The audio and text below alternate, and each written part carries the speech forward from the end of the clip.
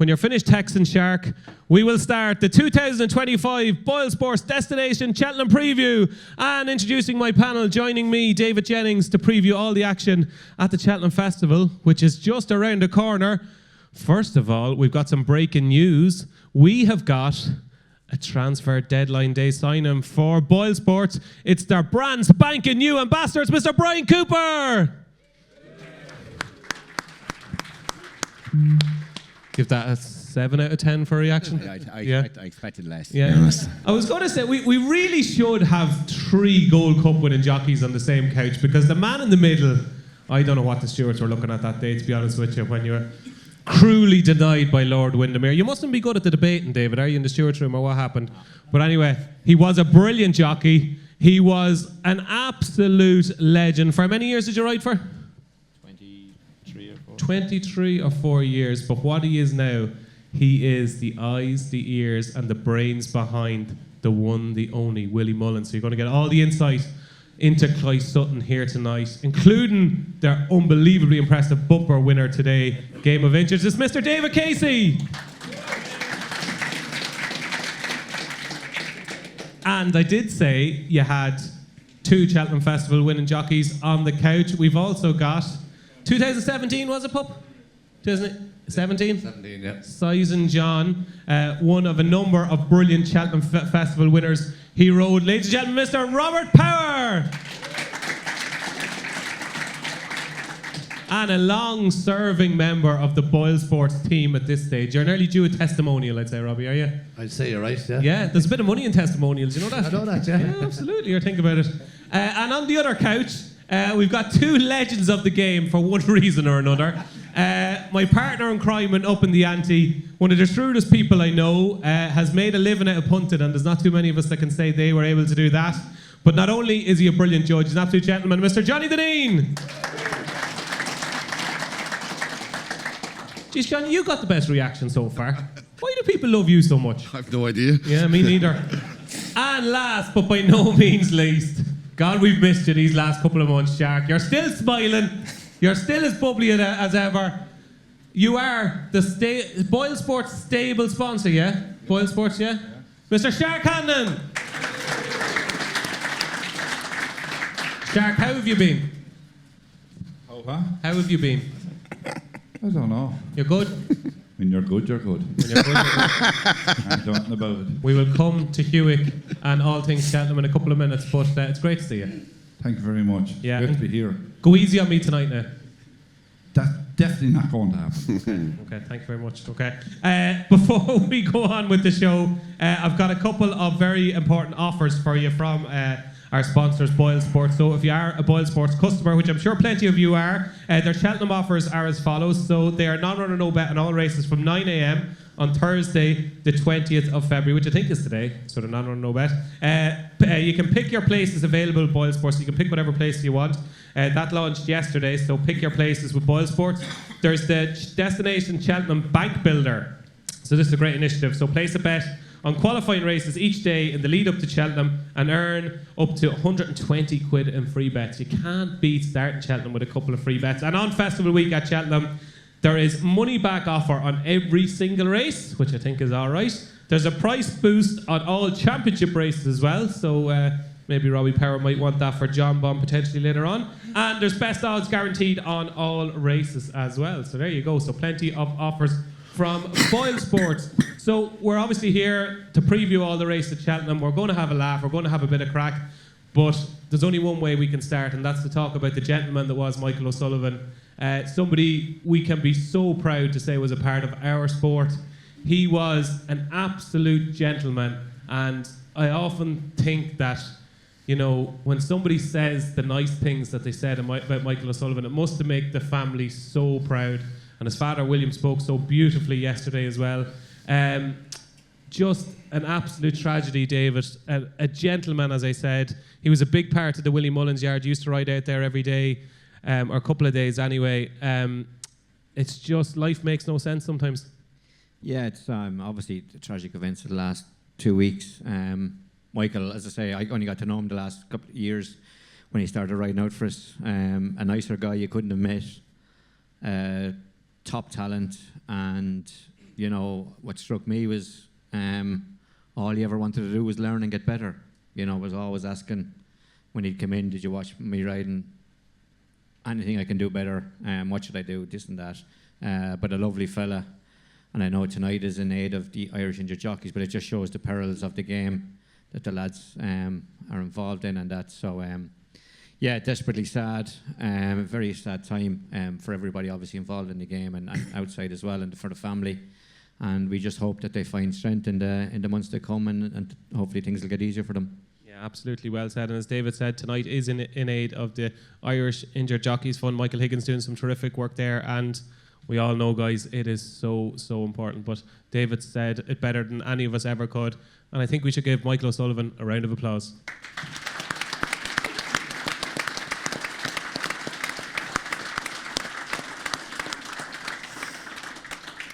So, as I said, the countdown to Cheltenham has well and truly begun. And as is tradition, we will kick off with the opening race of the 2025 Cheltenham Festival. And it is the Supreme Novices Hurdle, ladies and gentlemen. And we didn't really know what the novices were like this season. We all thought they were much of a muchness. None of them are really that good, are they? And then all of a sudden, at the Dublin Racing Festival, Kopek the board comes out and looks like a Razzie. And he is now your 4-5 favourite for the Supreme. Salvatore Mundi is 5-1. The new line, who's also entered in the Turner's Novice Hurdle and likely to run there, is 11-2, joined third favourite, along with Romeo Coolio. Cowabunga is 12-1. Work Ahead, Shark's Head is bigger than I thought, is 12-1 as well. Kisswell is 16-1. And it is 20-1 bar. So just well, we didn't put you sitting here and no one would see nothing. That was a good one, Shark. David Casey, we have to start with you here. Kopek the board. How would you describe the performance at the Dublin Racing Festival? Did he in any way surprise you? He did, yeah. I thought he'd win, but I didn't expect him to do it the way he did. I think a couple of things went wrong for him. He was keen, and obviously then the loose horse seemed to take him on. I thought that would empty him, because they looked to go a strong pace all the way. But when he turned in, he just seemed to pick up again and kept galloping. Jumped a whole lot better, obviously, than he did at Christmas. And I thought I was hugely impressed by it. And as I say, hopefully he goes there now looking like maybe the one to beat. But I think we're strong in the race, actually, looking at it. Okay, we'll come to why you're strong in the race in a minute, but the one question that people will be dying to know here, he's 4-5 for Supreme. You want to know he's going to do everything right. Is there a chance that he could spoil his race in the build-up, being a bit fizzy? He was a little bit edgy in the parade ring at Leopardstown. We saw him at Christmas where he was very, very keen and didn't jump particularly well. I suppose his whole demeanour, how will he cope with the Supreme and all the razzmatazz that goes with it? Yeah, there is all of that, and that can happen to any of the horses going over. He was a bit buzzy at Christmas, and he'd done a lot wrong at Christmas. At home, he's pretty relaxed. The odd day he can be a bit buzzy, but I've been riding him out the last few days, actually, and he's very quiet to me. And I'd be hoping, obviously, with the couple of days away at Christmas, and the Dublin Race Festival, which are pretty busy race meetings anyway, that'll be okay. And I think once he gets on the track, he'll be fine. Okay, I presume you think he's the one to beat. I suppose on the performance that he put up at the Dublin Race Festival, yes. Okay, but you're just not completely convincing me. Are you telling me that we're forgetting Salvatore Mundi and not giving him the respect he deserves? Yeah, I think he'll improve a huge amount for his run in Punchestown. And I know Kieran Callan, who rides him out every day at home, he just seemed to mention to me yesterday, he says, this lab's absolutely flying. And he will improve immensely for better ground as well. So, he's had the experience. He went there last year and ran in the Triumph. Won his maiden, which was no race. But I tell you, he done well to win in Punchestown. Again, did a whole pile wrong. His first run of the year was very fresh, didn't jump as well. Paul was trying to get him relaxed and it didn't work. But I think off a stronger pace, nicer ground, I think he'd be a much easier ride. And, he's a strong contender, I think. Okay, and just a couple of others here that are from Clysutton that are we'll talk about Cowabunga when we get to the Turners, but Funicula, Carnaque is in there as well, and Kel Histoire. Would you give any of them an each way squeak? Yeah, see, I think they're all good horses in their own right. Carnaque was second the last day behind Kopek. The boards dropped in because he was too keen at Christmas. He stayed on to run well. Kisswell, Funicula, have only won maidens, but I think they're decent horses. We've got 5 or 6 of them in the same boat. Carbo as well, when I maiden, Capaccia Pike. They'll be split up, some between the Turners and some between here, but they're all decent horses in their own right. And Kellisdwar was second to Salvatore Mundi in the Moscow Flyer. I think he'll improve again. Might be one, maybe went a bit further as well. But as I said, I think we're strong in the race. I think they're all decent horses. If you didn't have the top 2, you'd be going in thinking you had a little squeak with the others, maybe. Okay, but it mightn't just be quite as clear cut as the betting suggests. The gap between Kopek the Board and Salvatore Mundi. Probably not, no. Okay, interesting. But you would ride Kopek the Board if you were offered a ride in the race? On what I've seen at the moment, yes. Okay, Jonny Dineen, David is kind of not entirely sure that Kopek the Board deserves to be as short as he is at 4 to 5. What do you think? Yeah, I agree, because he's a horse that looked fizzy, particularly last day, and horse that runs away in the middle of races the way he did, and he'd no right to win as easy as he did. Like, been so free. Rarely will you see a horse run as free as he did and actually win as easy as he did afterwards. And I mean, it was a grade 1. No, it wasn't the best grade 1 ever, but he was awesome and impressive at the same time. I do fancy him if he can reproduce that effort. But the fact that he could maybe spoil his chance before the race, could run free in a race, it's going to be a way better race. I'd leave him go at even money of 4 to 5, to be honest. I think there'll be just not every box is ticked, I put it that way. And like, there'll be even money chances run. There's 10 of them run a day. You mean, so you don't have to go for the favour of the Supreme Novices and even money to back one. Like, he's like a horse. You just wouldn't know what he'd do over there. I mean, he has to eat and settle in and all that kind of stuff. He's just he looks a small bit volatile to me. He doesn't look like that calm a horse. And for a horse to run away with the jockey, that he's done that a couple of times, and he's only run twice over hurdle. He's done it both days, you could say. And then his jumping was much better the second time, but I just wouldn't back him at the price he is in a race that there is quite a few goodish horses in it, obviously. And look, I expect him to probably win. But if I was backing him, there's no way I back him now anyway. I would watch him in the parade ring and go to the start. And because he'd never be much shorter than the price he is anyway. You know what I mean? He's never going to be, what price can he be? He can't be like 2 to 5. He's going to be 4 to 5 or 8 to 11 no matter what. So as regards backing him now, no way in the world would I touch him now at even 6 to 4 against. But if he did do everything right and the ground is on the slower side, I'd expect him to win, all right, to be sure, yeah. We had no up in the ante this week. How's your luck? Are you in form? Did you win in the last week? No, bad this week, no, bad, yeah. But, maybe I'm your lucky charm. Yeah, possibly, yeah. But as regards backing him now, he's probably a bad price, though, because he's never going to be much shorter than he is now, anyway. Shark, good thing, not good thing. Get the wheelbarrow. What are we going to do with Kopek the Board? Yeah, it's a good thing. Started on Monday, I think he's more of a 2.5 mile horse. I don't think he's the other lad's much faster horse. And he didn't jump great in Leopardstown with Patrick, but like, Paul will be on him, and that's a bit the difference. Listen, he's a good thing. I don't send Barry Collins' horse that won today, would probably be second. He'd probably an each way value. But I think this lad's a good thing. A good thing, says Shark.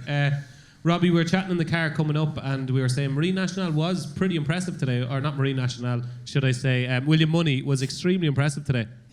Yeah, he was very impressive, and I think very soft ground suited him. He looked to really gallop that ground today. If the ground turns up soft, he'd have an each way chance, definitely. He was quite keen today as well. I think Kopek de Borg is definitely the best horse in the race, but he does have to do a few things right. Any chance he'll wear a hood? No. I heard that being mentioned after he won in Leopardstown, but he needs to do a lot right. He's been doing things wrong. He won't win a Supreme doing things the wrong way. Gordon Josh Romeo Coolio won an ordinary grade 1 in Leopardstown at Christmas, but he's a very straightforward horse and does things right. A strong pace will definitely suit him. I think he's good value at 11 to 2.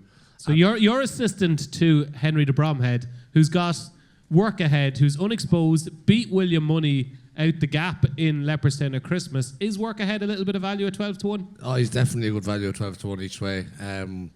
He was very impressive in Leopardstown at Christmas. He jumps really, really well. He's a good, strong cruising speed and stays well. So at that price. Before Kopek the Ball came out, I wasn't excited about any of the novice hurdlers, and he really impressed me at Leopardstown. But he has to do things right in Cheltenham to win. Okay, so that is Kopek the board, but a shout out to Work Ahead, currently 12-1 with Boyle Sports. Brian Cooper, you didn't win a Supreme, did you? No. What was the No. closest you came? I think I was fourth one year in Tombstone, the year Altior. That was a good year. Yeah, it was a good race that year. Main, Boover there. Yeah, a couple of good horses came out of that. If you were still riding, what would you like to ride here? Kopek the Bar. Yeah.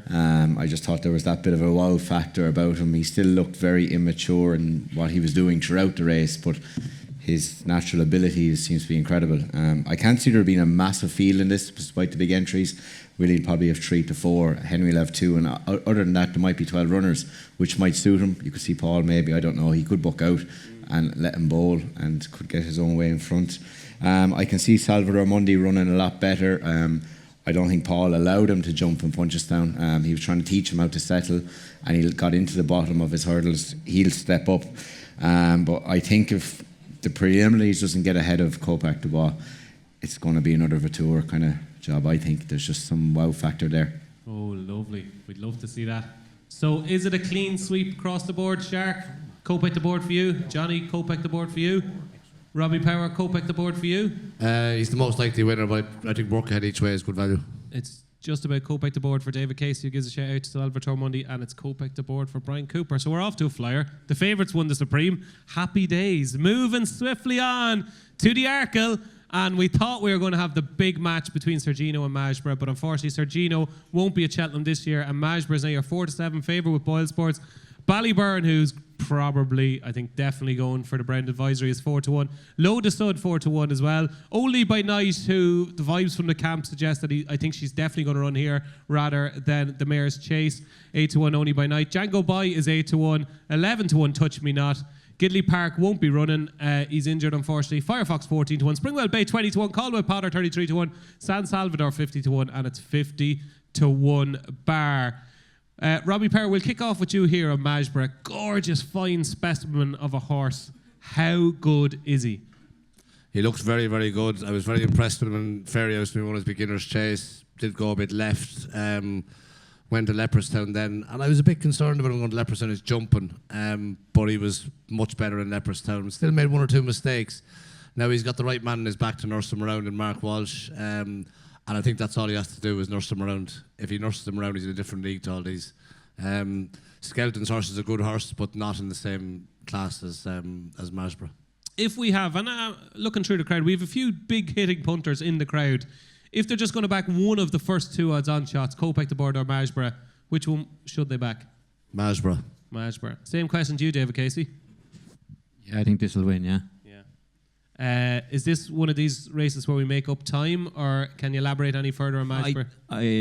Looking at the field there, I think something would have to go badly wrong for him not to win. If he does everything right, I genuinely think he'll win, yeah. I think Firefox has an each way chance of 14-1. He won't win the race in a million years, but I could see him in the first 3. Okay. Firefox 14-1. On Magsborough, if we're back here again, if they'll have us back, if tonight goes well, if we're back here again this time next year, do you think he will be short in the betting for the Champion Chase or the Gold Cup? Probably both. Ryanair. Let's forget there's the money back option. Is he a stayer or a speed horse? I'd say he can do both. He is a bit forward going, so at the moment I would say you'd be looking Champion Chase, Ryanair if things go right next year.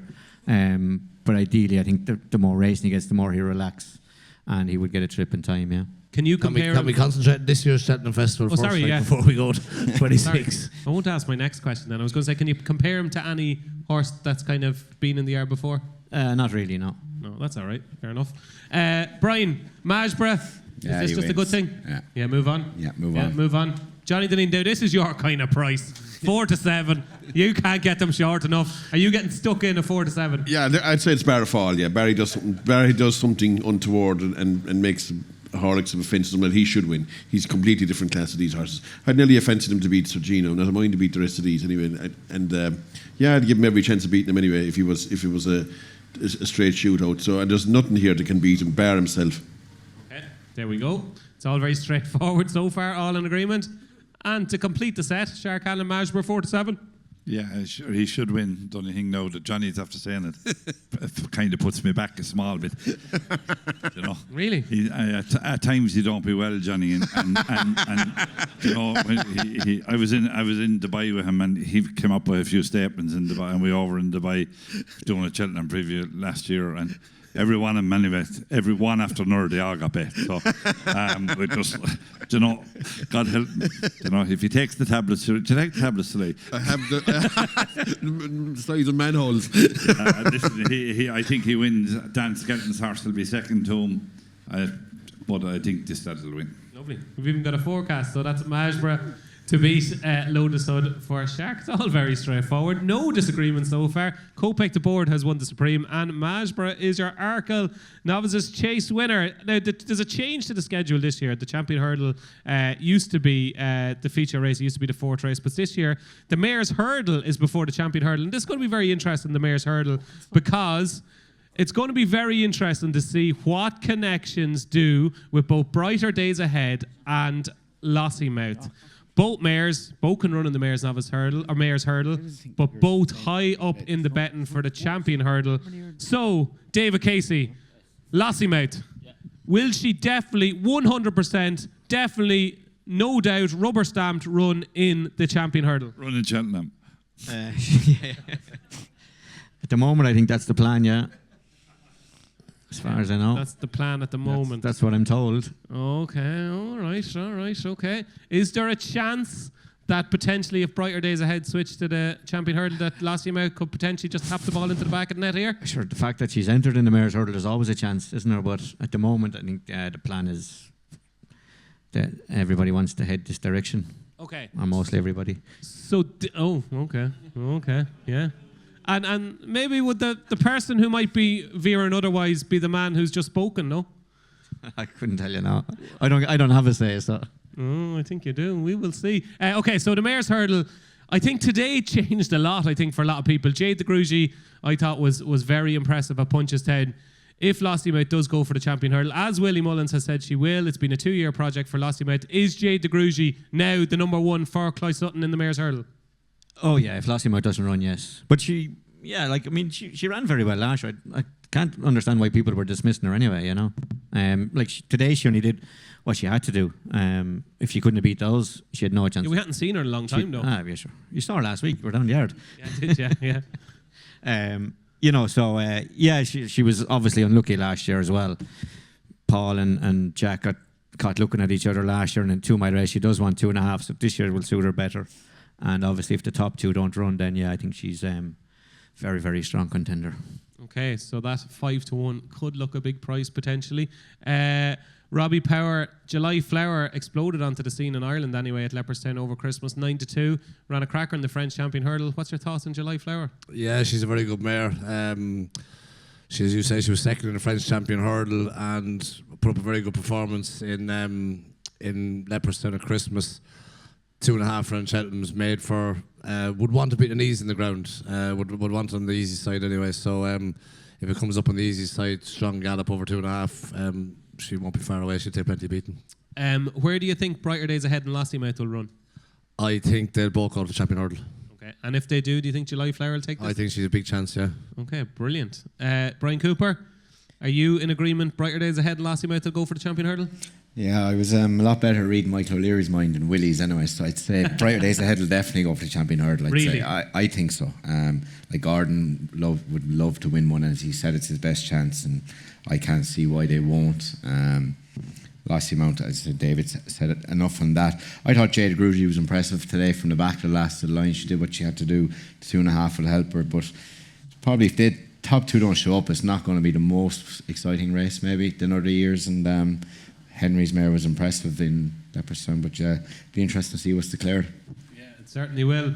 Jonny, is this a race you would get involved with now from an anti-post point of view, given the likelihood of the top two swerving it? Well, the top two won't run anyway, for certain. There's no way that any of them horses will run. Brighter Days Ahead in the notion running in this race, not a hope. And neither will Lossiemouth when the time will come. Jade One of them is bound to run. I think it's certainly about time one of them to run. Be first and second. Jade... Jade DeGruge will be favoured here, though. I'd say about 7-4. You know, that's the price she'll be. And July Flower will probably be second. They'll probably be at 6-bar one. But look, Jade DeGruge sets the standard now for sure. I do think July Flower has a chance, all right. Definitely has a chance. Even other horses like Cargeezy and as far as Jatara might have chances as well. But Jade DeGruge will be favoured. There's no way in the world with any of them two horses running this race, the top two there. Like, brighter days ahead, you can lay it at about 9-4 for the mare's hurdle. I'd bet for it's finding it on the floor. Okay, there we go. While we're on the subject, before we come to Shark, I know it's dark. Hands up who thinks brighter days ahead will run in the mare's hurdle. Is that just because you've heard them now? Okay, so I've bad eyesight, but I haven't seen one hand. No, okay, that's all right. Hands up who thinks Lossymouth will run in the mare's hurdle. No, there we go. They're all listening to you, Johnny. I don't know. Yeah? No. Shark, you think one of them will run? Doesn't even know it's a mare's race. Because Johnny's after saying that a couple minutes ago, right? That's the only reason I think one of them. No, I think both of them won't run. But the filly that I like is she's a great heat rate price, Golden Ace. She won it last year, and she definitely won't be out of the first three. If the top two don't run, she definitely won't be out of the first three. She's 10-1.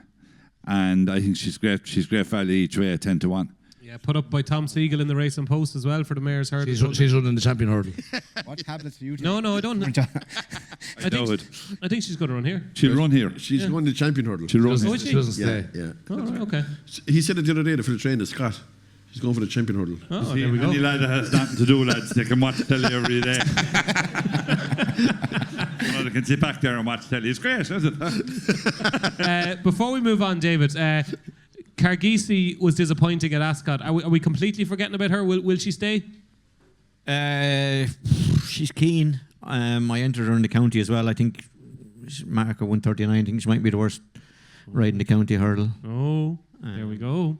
But there we go. I know we said phones off, but yeah, like because obviously Kenny Alexander owes Jade DeGruge and Cargeezy, yeah, and Gallimar, so they're all entered. So I don't know whether the three of them will run.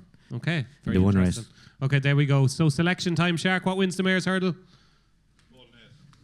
Golden Ace. Johnny Dineen. I'll try July Flower. July Flower. Puppy. July Flower. David. July Flower. July Flower. July Flower across the board. Are you a fan of July Flower? Yeah. Yeah. Yeah. Okay. Obviously, I'm tipping Jade DeGruge. Yeah. Yeah, I just got that now, yeah. Sorry, I'm a bit slow, long drive up. There you go. So that is your mare's hurdle preview, and it's about to get very spicy, ladies and gentlemen, because next up is the Tuesday feature of the Cheltenham Festival. It is the champion hurdle, and what a race we have in prospect. Constitution Hill, 4-7 with Boyle Sports. Brighter Days Ahead, 2-1. Lossymouth, 4-1. Stateman is 6-1. 20-1 bar. Johnny Dineen, surely this is like finding it on the ground. The best hurdler we've ever seen, better than Istabrack. You said on a show once upon a time, Constitution Hill is just a good thing, isn't he? Yeah, look, he's a really good horse, a brilliant horse up to 2 years ago. But he's had his issues, obviously, and he's coming back here like after colic and wind ups and lots of things go wrong with horses. So, look, if it was 2 years ago, I'd say there'd be no betting, absolutely none, but it isn't. And horses that have issues, as the boys probably know more about a horse than me, will know that they can resurface at any stage, and they're more likely to resurface, in my opinion, when you're in a real hot contest. And this is going to be a hot end-to-end gallop. And okay, he won't have any problem lining up with any kind of a gallop if he was at his peak. Like if it was when he was at his peak, no, he could still be at his peak for all I know. But I'm guessing, like of all the skinny ones at the meeting, this is the one horse to me that looks vulnerable anyway. Not saying he definitely won't win, but there must be a chance that he's not going to be at his peak, and that maybe the likes of King Kingsfield going fast, the other Brighter Days Ahead, 3 lengths off it, 2 lengths off it, whatever, and he has to chase it down. But then you have Lossymouth on his tail as well. So he's to catch the one in front and watch the one behind him as well coming as well. So there's two big, huge opponents. I'd be a layer of them anyway, Constitution. I'd take my chances that something will go wrong, and I'd be siding with Brighter Days Ahead. Get on, lads. He's laying it. Get on. Jonny, you're taking on Constitution Hill. So you're going to lay Constitution Hill, but you do think the most likely winner at this stage is Brighter Days Ahead? Yeah, look, and I'd love a bit of really soft ground, even though he's no problem with soft ground, but the heavier the ground, the more emphasis is going to put on him actually staying sound. And I just take my chances that something will happen and that the elastic will snap and he'll get beaten. Okay, Shark. Will Constitution Hill get beaten? No, he's one of the short ones, and he'll win. So he will, and I don't care the two. I can't understand. And Gordon is a very clever man. I know if I had better days, I'd be going for the mares to get me winner because she won't beat Constitution Hill. Why? Because she's not good enough. He's a very good horse. He's a class horse, and I know he has to give her what £7 or £8, but 7, yeah. He will, and he'll beat him. And definitely now, when Jonny said that, he's going to. This is going to be better the meeting. I must give you a look at Johnny's bank balance sometime. See what you think then. I do we listen to the two of you, so I do there. And I tell you one thing, talk about London Hardy. That's what the two of you remind me when I turn on the telly and see the two. Well, you know who you are. Will you stop, will you? But that's what you remind me of, the two of you. And you know something? A couple of weekends I watched what you were said I had win in York. Lord Jesus, the word in the first fucking 5 said the word. You leave us now. You're talking about bullshit. Isn't it great to have nothing to do that you can lie back and listen to you two talking? You should be training horses. Couldn't be training for the last couple of months, could I? Well, take your job to get me into more trouble. Robbie, so we've won very much for Constitution Hill, won very much against Constitution Hill. You're shrewd. You know that your stuff. You know what it takes to win a champion hurdle. Would you rather be on Constitution Hill or Brighter Days Ahead? Well, I'd take a chance on the mare, Brighter Days Ahead. I think the bare bones of the form, great training performance from Nicky Henderson in Kempton. But he was going to beat, Lossiemouth never turned up, and he was going to beat Burders Road 4 or 5 legs. He made a horrendous mistake at the last, would have finished second. He's rated 144. That's a long way off champion hurdle form. The last day in Cheltenham was a non-event. It was a bad race, and he did nothing more than you expect him to do.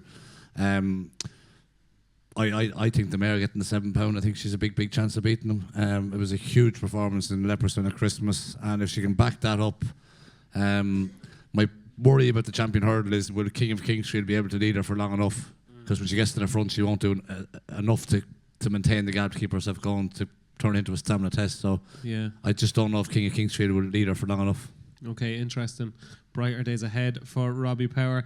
Brian Cooper, you've ridden plenty of big winners for Gigginstown.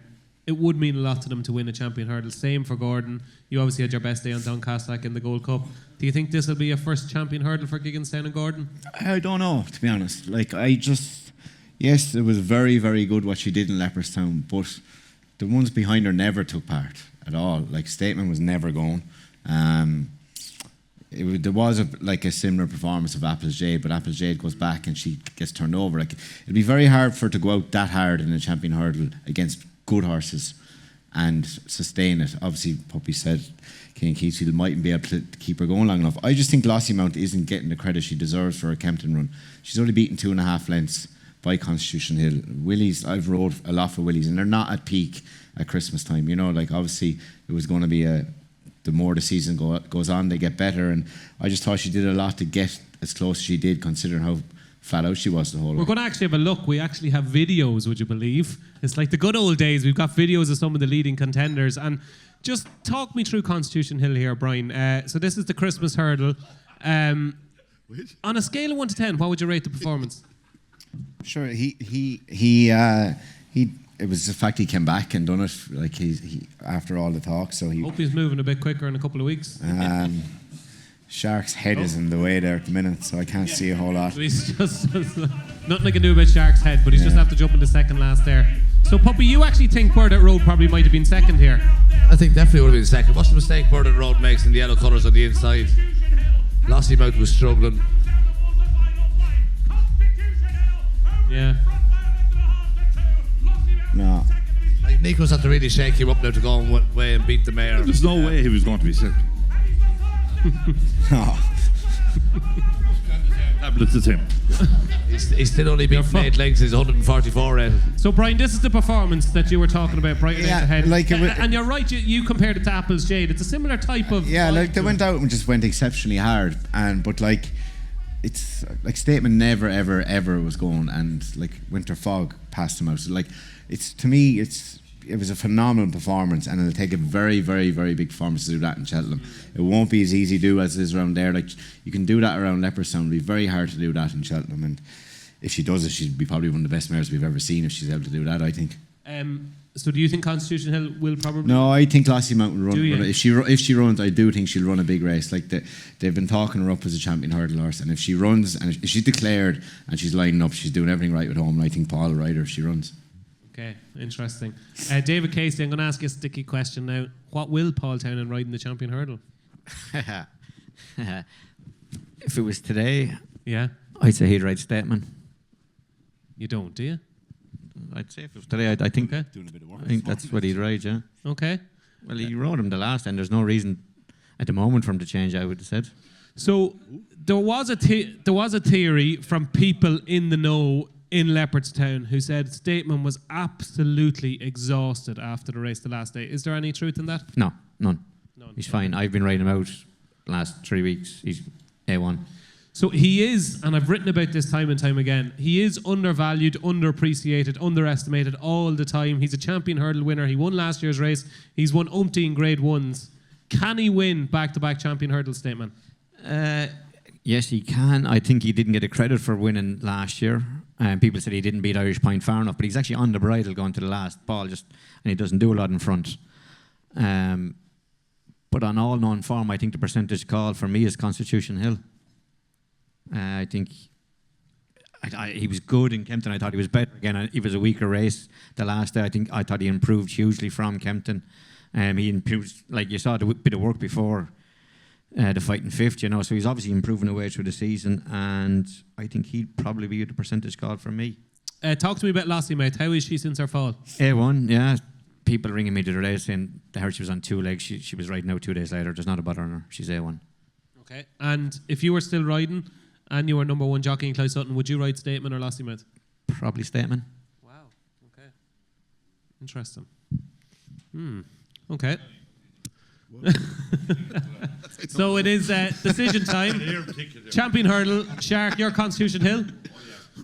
Jonny, David has given a big shout out to Statement. Could you see Statement winning back-to-back champion hurdles? No, not really. But look, I've been wrong before, as Shark is telling me here. Once or twice. Listen, no. Doubting themselves now, lad. He's fucking doubting himself. Look, Shark, this is what you do with your horses as well. You destroy their confidence. I don't really fancy Statement, to be fair. No, I don't. I think it's there's 3 runners, the favourite and the next and the 2 mares. I'd be surprised if Statement was good enough. Even at his peak, I don't think he might struggle in this year's renewal of it. So look, I'll go with maybe Brighter Days Ahead. Okay, Brighter Days Ahead for you. And your Brighter Days Ahead? Brighter days ahead. And David? As I say, I think the percentage call would be Constitution Hill. Constitution Hill, excellent. And Brian? I'm going to go with Lassie Mount. Lassie Mount. You're on your own on the edge of the couch with Lassie Mount. That is your 2025 champion hurdle. It's going to be a corker. Hopefully, they all show up. The shoulder races on Tuesday, the Ultimate Handicap Chase, the Boodles Juvenile Handicap Hurdle, and the National Hunt Chase. David, we'll come to you here first. The Boodles is a race that Willie Mullins hasn't won as of yet, but he's got a whole host of entries in the race this year. I think it was Mercia that won at Naas. Anything you like in that from the Clyde Sutton camp? They're all in the Triumph as well. I don't know which ones will run or which ones won't. So, Ultima or National Hunt Chase, anything? Can't imagine we'll have much in the Ultima. The National Hunt Chase, I think we've a couple entered. They could run, yeah. Captain Cody, I think, is one. Clark Kent ran today. He ran shite. So, yeah, Captain Cody, I imagine, could run. Okay, Captain Cody. Ultima? No. I don't think we've had entered. Might have one entered, but Yeah. I doubt she'd run, yeah. It's not usually Willie's cup of tea. Brian, anything in those 3 races for you? I was only going through it on the way down. I thought maybe Cribelli in the Ultima. He was second last year. He caught my eye the other day watching him on TV. didn't look to be. He just seemed to run well, and maybe naturally nimble in the Fred Winter. Yes. Just thought he did it last year, and he ran well in Leopardstown. You only need 3 runs for that now, isn't it, for the Fred Winter? So he's had his 3 runs. So thought he might he's 12 to 1 there now. I can see him going off shorter in the day. David, what can we expect from the big talking horse at the start of the season, Willie de Huel?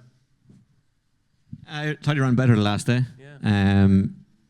They didn't go fast enough for him last day. We thought Danny was going to go good gallop, and he hacked in front and let flat horses into the race. So I think That went down well. It did. Only they don't have to listen to what I do. But I think you can see a better performance from him coming up. Okay, Puppy, those 3 races: the Ultima, the Fred Winter, and the National Hunt Chase. No, quite enough for him. But David has just talked about my tip for the Fred Winter. Willie de Who. Willie de Huel has had a couple of nice runs. I think he'll have a big chance in the Fred Winter. Okay, Jonny, those 3 races. Obviously, open betting heats, National Hunt Chase. Now a handicap, now open to professional riders. Ultima, Fred Winter, anything you like? Yeah, I fancy Total Look very strongly in the Boodles, or the Fred Winter. Very, very strongly, actually. That was 2 varies, wow. Yeah, I think it's fired in. It's running off a 125 over here. It probably maybe I go to 130.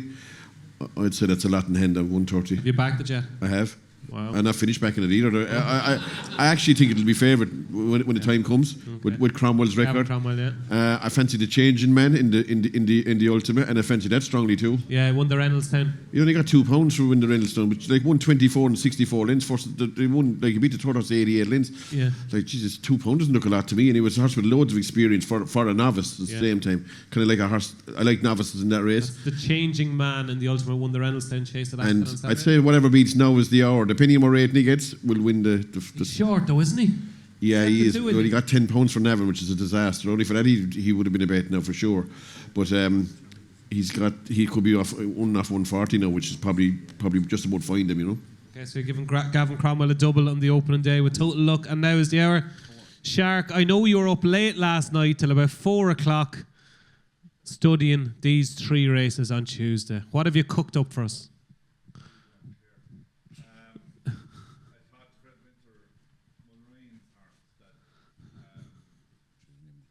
Naturally nimble. Very shrewd judge tipped him up a few minutes ago. Yeah. Yeah. Lark in the morning, yeah. Naturally nimble.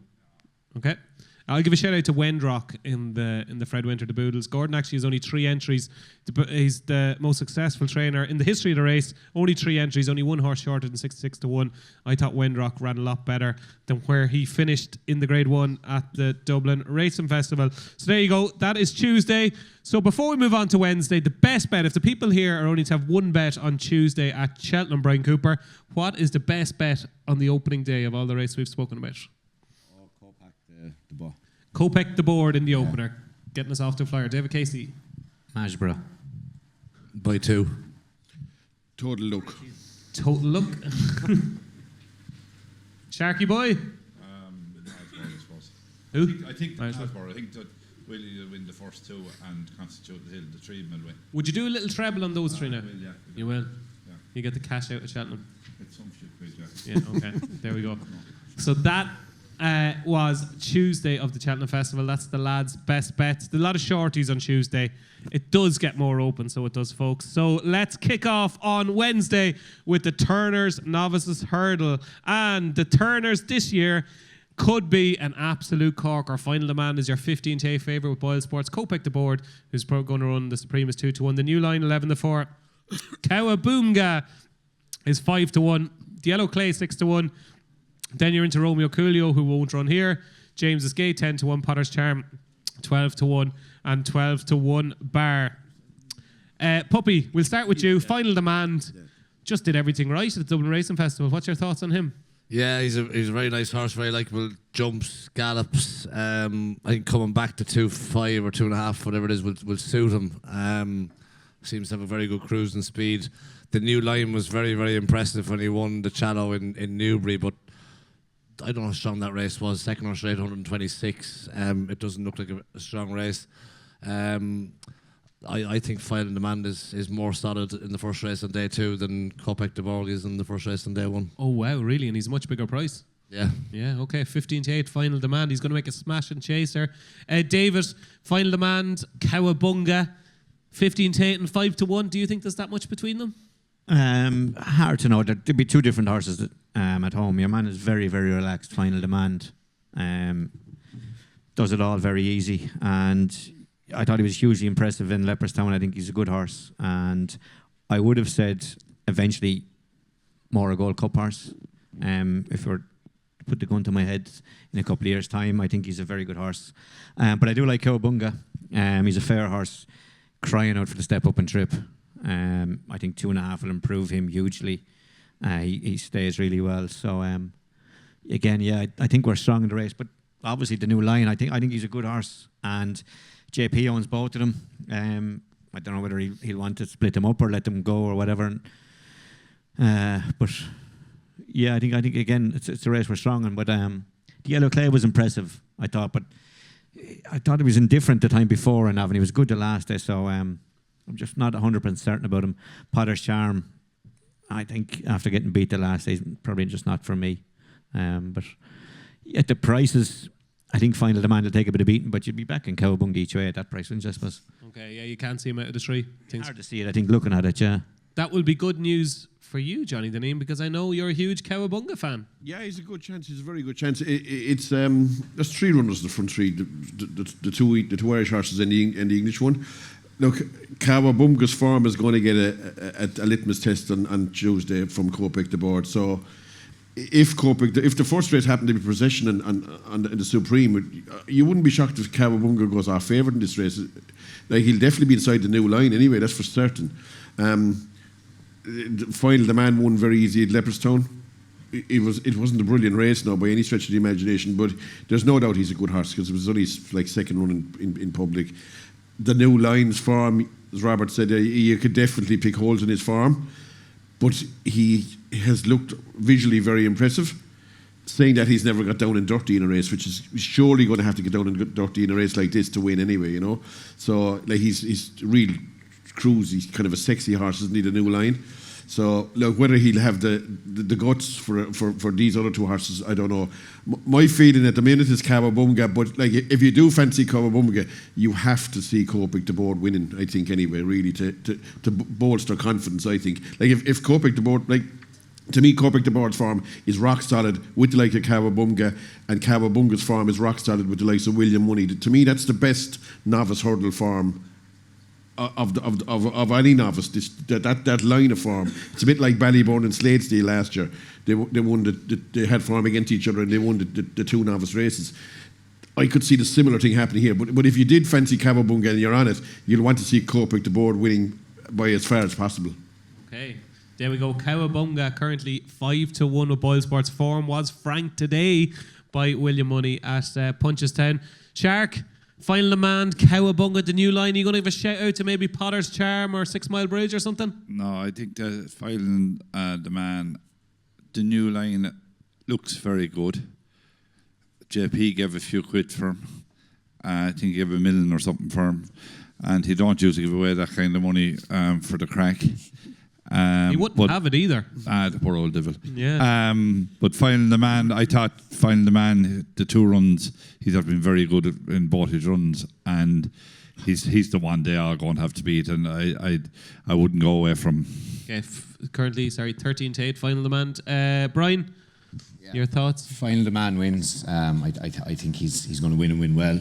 And I just thought maybe if he runs James's Gate, Martin Brazel, I don't know, will he run? He's in the Coral as well. Great record in this race. Yeah, he's a shrewd operator now, very shrewd trainer. And I think he's going to the Coral Cup, and I think he'll win it. Oh, He hasn't enough runs, he didn't run. Yeah, he didn't run. He won last year as well. No, I don't know. I'm not sure he has enough runs. Hold on. Check it. Where had he gone? watch this space. He pulled out of the handicap in Leopardstown, he didn't run. He's after coming off the page. Someone must have. This Yeah, I puppy, don't think he's gone. qualified. He said 3 runs, isn't it? You need 5. Oh, no, sorry, he said 4. He'd 1 last year and 3 this year, so he needs 1 more. Because Do he you was think in. he might run on this, Bryan? I think so. Yeah. Martin even said it like as well. So he's a fair engine, that horse. Now I rode him work when he was in Willys. I thought I actually tipped him up with a few previews. He was second. Ran a cracker in the champion. I tipped him up with a few previews, and has an easy train now. He's 16-1, and I'd say if he's declared, I wouldn't rule out a few people have a few could he train him. Okay, there we go. That is James's Gate. Could be one from left field in Turner's Novice Hurdle. So selection time. Turner's Gate for Bryan. For you, David. At the prices, Cowabunga each way. Bunga. Robert. Final demand. Johnny. Yeah, I'll go Cowabunga. Shark. Final demand. Final demand. There you go. So we have a split verdict on the Turner's Novice Hurdle. Moving on to the Brown Advisory Novices Chase. And Ballyburn is your 13-8 favourite. Dancing City 11-4. 15-2 Better Days Ahead. Django Boy 9-1 along with Crow Park. 11-1 Lecky Watson. 12-1 Stellar Story. Shark. Ballyburn. What are your thoughts on Ballyburn? He'll win. Right? That it, yeah? And yeah, I think he'll win. Right. I suppose I tell you the horse that I give a chance and he's 12 or 14-1, I think, is Lecky Watson. He was third or fourth in Champion Bumper, and he ran well last year as well in Oliver Barton. So he's a horse that I've been around Cheltenham twice, and he's a big price that'll get into place money. Okay, but you're a Ballyburn fan. Oh, big time, yeah. You'll be getting out the wad for this lad. Yeah. Okay, Ballyburn, 13-8. Johnny, I know you and Ballyburn, you have had a checkered history together. You loved him, you hated him. You loved him, you hated him. I'm not quite sure where you stand at the moment. Are you? Fuck, he hates it this minute. Yeah, are you a fan? He's a good chance. That's all. I wouldn't be backing him now, but look, the fact that Townend is going to be on him, it's a big help, and it's not that deep a race. I don't think. Look. I wouldn't back him now, but if the ground came up slow, I'd probably go with Dancing City. But I'd say the softer the ground, the better chance he has. Ballyburn to me is not the finished article as a chaser just yet anyway. But he's in around 2-1 in places. I know he's only 38 here, but he probably won't be any bigger. Don't be saying that, Johnny. Yeah, the best price in Ireland, 13-8. He probably won't be any bigger. But look, the fact that he's going to be the stable selected is a big pointer to his chances. I personally think something will beat him, but I wouldn't be saying for certain that he won't win though either. Johnny thinks something will beat Ballyburn. David, do you agree? I think he's the best horse in the race, definitely. My fear would be that going 3 miles, whether he would run a little bit too keen. Especially if the ground got very heavy. That'd be my only fear. I think he's definitely the classiest horse in the race. If it got very soft, I think it brings Dancing City into it hugely. Lecky Watson has a chance. Better Days Ahead didn't impress me the other day. And outside of that, I think the rest will probably struggle a tad. Is there any chance Key de Bourbon? No. He'll have to improve plenty, I think. Yeah. And is there, ability-wise, do you think it's a no-brainer? Ballyburn has definitely more ability than Dancing City. Yeah. But just ground and racing like in the right into way. a real slog, and your mum is keen and soft ground or whatever, it could just tell up the hill, Are you a Ballyburn fan, Robbie? I think he's crying out for this trip. I'm not saying he won't get the trip, but just if he got buzzy or whatever. But he is getting better at that. The likelihood of being heavy ground hopefully it's unlikely. We wouldn't want that. I think Henry has a horse in this race. Gorgeous Tom. He was just beaten in the Drinmore over 2.5, coming flying home. I think he's crying out for 3 miles. If he gets good ground at 20-1, he's should be definitely backed each way. Wow, there we go. Gorgeous Tom, 20-1.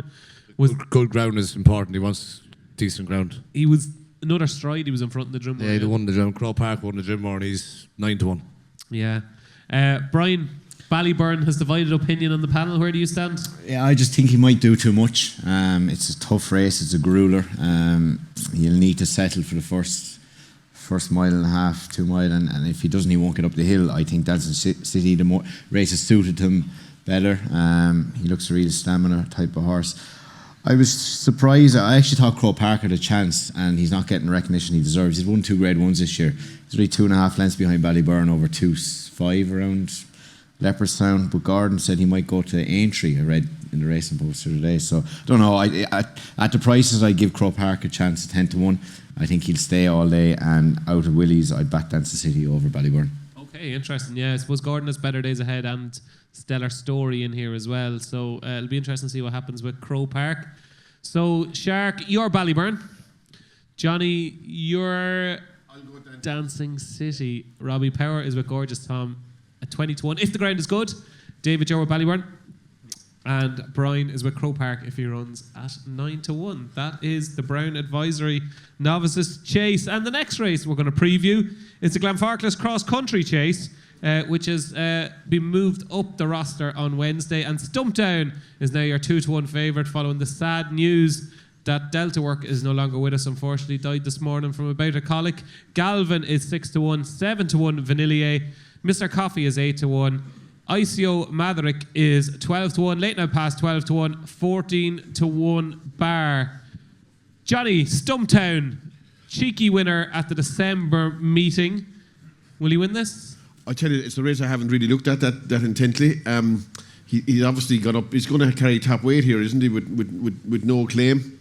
It's surely not that easy to carry top weight in a race like this. I presume there's horses down and lurking there somewhere that have definitely have some sort of claims that were kept specifically for this race. It's probably no advantage to have won a race and go up than maybe some of the other ones that are just having sighters and that are coming here protecting their marks. Look, he does handle the place well. He did a lot of things right in the last day. He probably has a good chance. He wouldn't be for me 2-1 or anything like it anyway. It's a race I don't really fancy having a bet in, to be honest. But look, I'd say there's probably there's horses here that are going to have like a bit in hand where he may not have as much in hand as his mark. Shark, will you be going for a cup of tea or a pint for the cross country chase, or will you be having a bet? I wouldn't be back at Stumptown anyway. No. I just Why just not? think, as Jonny said, and I don't often agree with him, that there's a lot of horses in this with lighter weight in York that will come through, but it's a very open race, so it is. But I just wouldn't. I'd rather lay him than back him. Okay, that's Stumptown. So the two boys on the couch to my far left are both against Stumptown. Robbie, are you with Stumptown? Yeah, he was very impressive in Cheltenham, but I think Vanillier was very good the last day. Bounced back to form with the headgear on in Punchestown. He was a horse that was second in a Grand National. He's come down a bit in the weights. I think Vanillier's got a big chance. Okay, Vanillier, lovely. 7-1. Of course, ran a corker to finish second in the Grand National a couple of years ago. I'll give you a rest here, will I?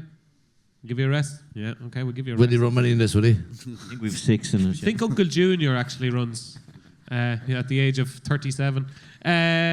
Bryan, anything in this? Did you ever ride in this? No. Didn't like.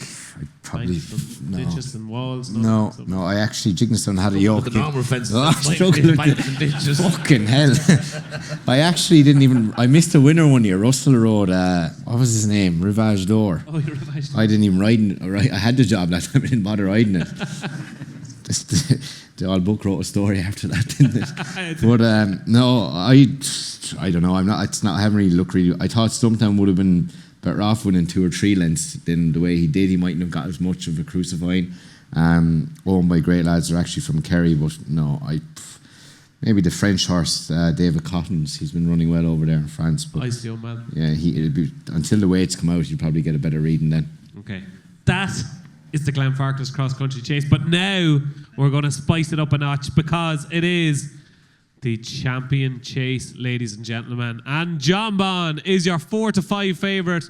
Gaelic Warrior is 9-2, 5-1 Ile Francais. Energumene is 6-1, 7-1 Banbridge, and 8-1 Solness, 8-1 Marine National. What a story that would be if Marine National could win. I think it'd be one of the stories of the week. For Barry Connell, of course, was Michael's favourite horse. El Fabiolo is 10-1, 20-1, found a 50, 25-1. Last year's winner, he actually won the race, Captain Guinness. 25-1. Master Chewy is 28-1, and the rest of them are 28-1.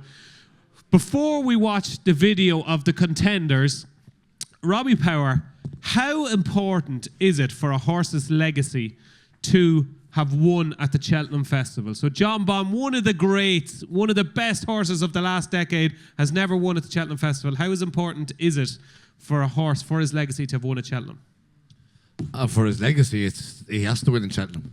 He's just another horse if he doesn't win in Cheltenham. And Desert Arkle was one of the greatest horses when I was growing up, and I loved Desert Arkle, and I used to hate people slating him, but then when he won a Gold Cup, he became a great. If he'd never won a Gold Cup, he would never been a great. So it just is I'd love to own a horse if he won everywhere bar Cheltenham. It wouldn't bother me, but to be a great horse, they have to win in Cheltenham. Now, And he won't be a great horse. oh, there we go, okay. So we're going to watch John Bon win the Clarence House here. We have video footage. Robbie, this is him beating an Ergamine. I've done a couple of previews with you, probably more than you wish. You have never just been a massive John Bon fan. Why? His temperament, he's walking the park, no doubt in his ability. He's got a huge amount of ability. Cheltenham has never suited him. It's got to him. He's got very sweaty on occasions. The whole thing just seems to get to him. That's his cup of tea. Ascot, them kind of tracks suit him much, much better. He's won around Cheltenham. He won a Schluer back in November, but it was an egg and spoon race. And I can't believe that Energamine is as big as he is off the back of that. He is a champion chase winner. Yeah, I think he's too big. Especially if the ground is soft. The ground wasn't that bad that day in thing. This is Solanus beating Marine Nationale. Are we not giving Solanus the credit he deserves? After winning 2 Grade 1s, can he win a champion chase? No, I don't think so. I can't see Marine Nationale winning the champion chase either. I don't think he jumps well enough to. Now, don't get me wrong. I think his jumping the last day was much better, but I still don't think he's good enough to win a champion chase. What will win the champion chase then? Look at those prices there: 4 to 5 John Bon, 9 to 2 Gaelic Warrior. Is there something there that jumps off the page to you? Energamine at 6 to 1. If the ground is on the soft side, definitely Energamine, and it'll be very, very interesting if Ile Francais goes here. Now, I don't think Ile Francais will go here. I think he'll go to the Ryanair. But it depending, maybe ground thing or whatever. I think it could turn up here. But no, I'm Energamine at 6 to 1. I'd be interested to hear what David says when he comes back. But I'd have Energamine over John Bon. Okay, he's just getting the latest update from Willie. Willie rang him on the phone, so he said just for all of yous here tonight, he's going to get the inside scoop from Willie. So don't be afraid to ask him when he comes back what Willie said on the phone. Jonny Dineen, you love French horses. Could Ile Francais win the champion chase? Yeah, look, he's dangerous because you just don't know what he's going to do over. You hated French horses. I know this is a good horse but he's a bleeder, I think. Ile Francais. So if that can come against him, maybe. But he looking at the bet, he's more likely to go for the Ryanair. But if he did land in here, you could see the likes of one man did it one year, come back from extreme distances back to 2 miles. So if some of these very good horses can run a 3 mile, 2.5, 2 mile, it don't make any difference. I tell you, I wouldn't like to be back in John Bon if Ile Francais did turn up here at the same time. Now, to me, John Bon, I have a feeling he won't win, but I couldn't actually name the horse that's going to actually beat him either. I don't actually fancy anything in the race, but it's like a race. It's the last 10 years or so. Some very strange results in the champion chase. Horses that won it, and a lot of beaten favourites, skinny price favourites getting beaten. A whole host of odds-on chances getting beaten. And Defi, Desoy, Shishkin. The list is El Fabiolo last year. The list is El. 2 to 9s.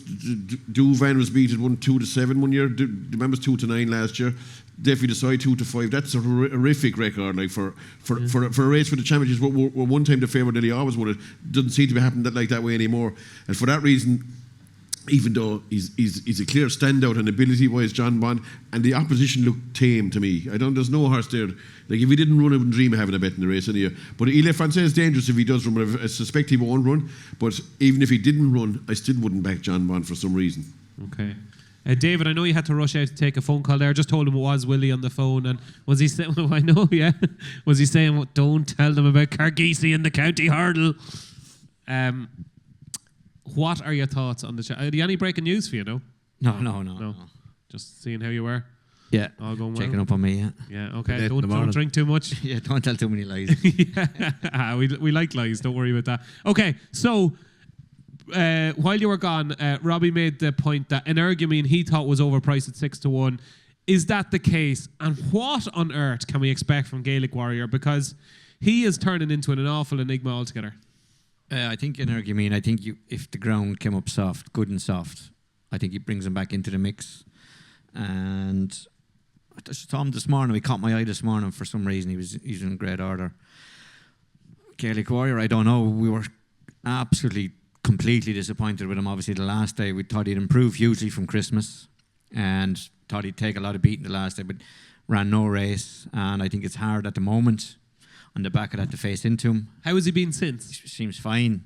He's grand, but it's just as from a punting point of view, it'd be hard to face into him. I think looking at the race, the horse to beat is obviously John Bon, I think, at the moment. if it came up very soft, I think it could bring Energy Mean back into it again. But he got well beat by him in Ascot, and I know Paul said the ground he thought was way too quick for him, but at the same time, I don't know, is there a whole pile of rain forecast between now and the next couple of weeks? So what way will the ground be? At the moment, it's hard for me to look beyond John Bonn, I suppose, at the moment.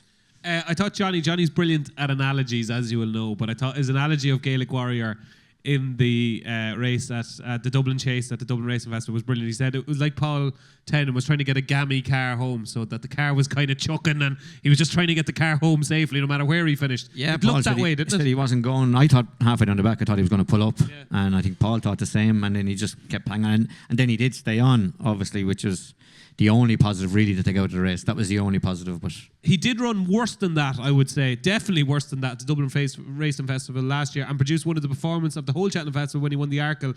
Can he bounce back just like that to win a champion chase? I'd say he didn't run worse than that last year. I'd say Paul just gave up on him last year in a 2-horse race, knowing that he couldn't win after making a mistake down the back after running away. So yes, he could. I think ground would be an important factor, but at the moment, from a pure punting point of view, it'd be hard to face into it.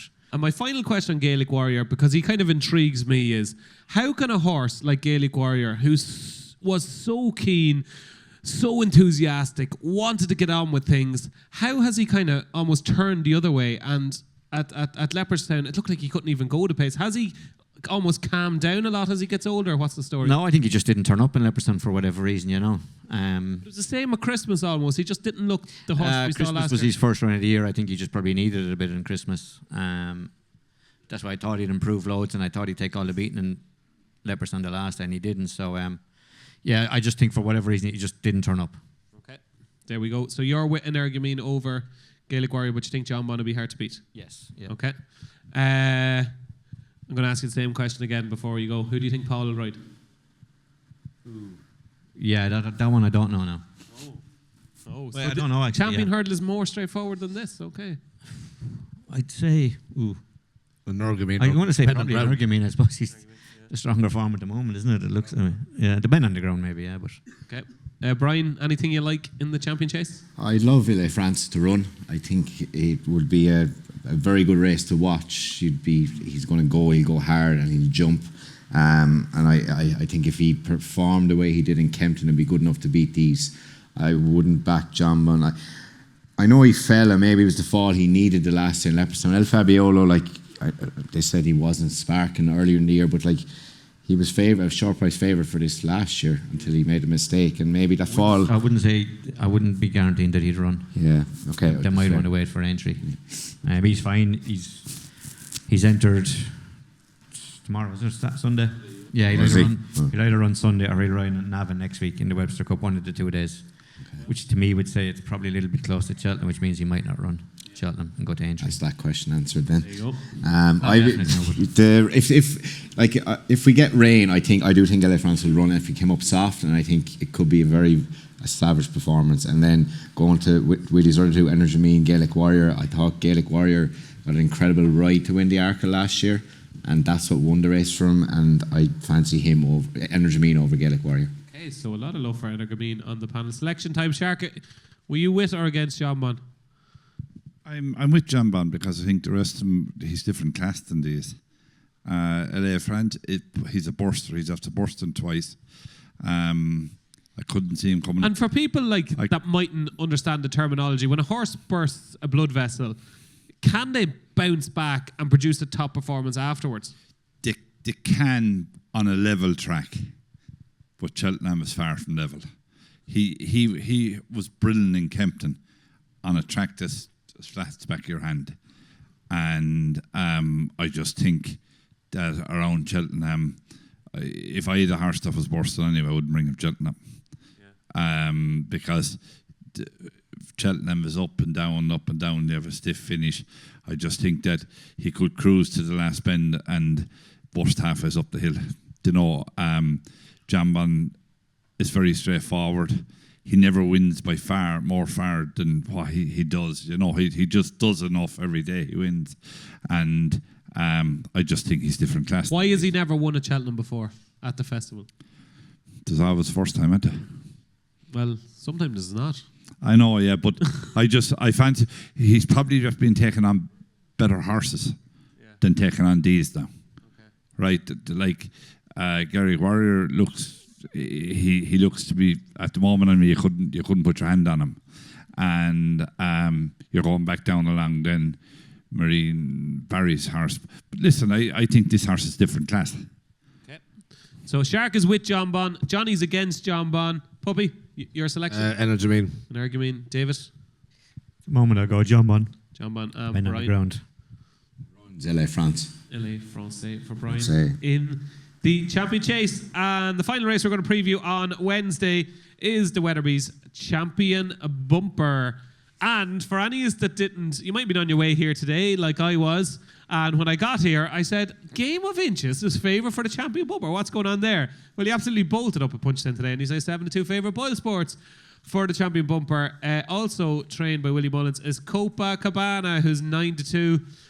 Bambino Fever, also trained by Willie Mullins, is next on the list at 6-1, along with Calypso Chance and Wind Beneath My Wings. Jalon Dudare is 10-1, third in the bumper last year. No drama. This end is 14-1, along with Idaho Sun, and it's 16-1 bar. So, David, Game of Inches.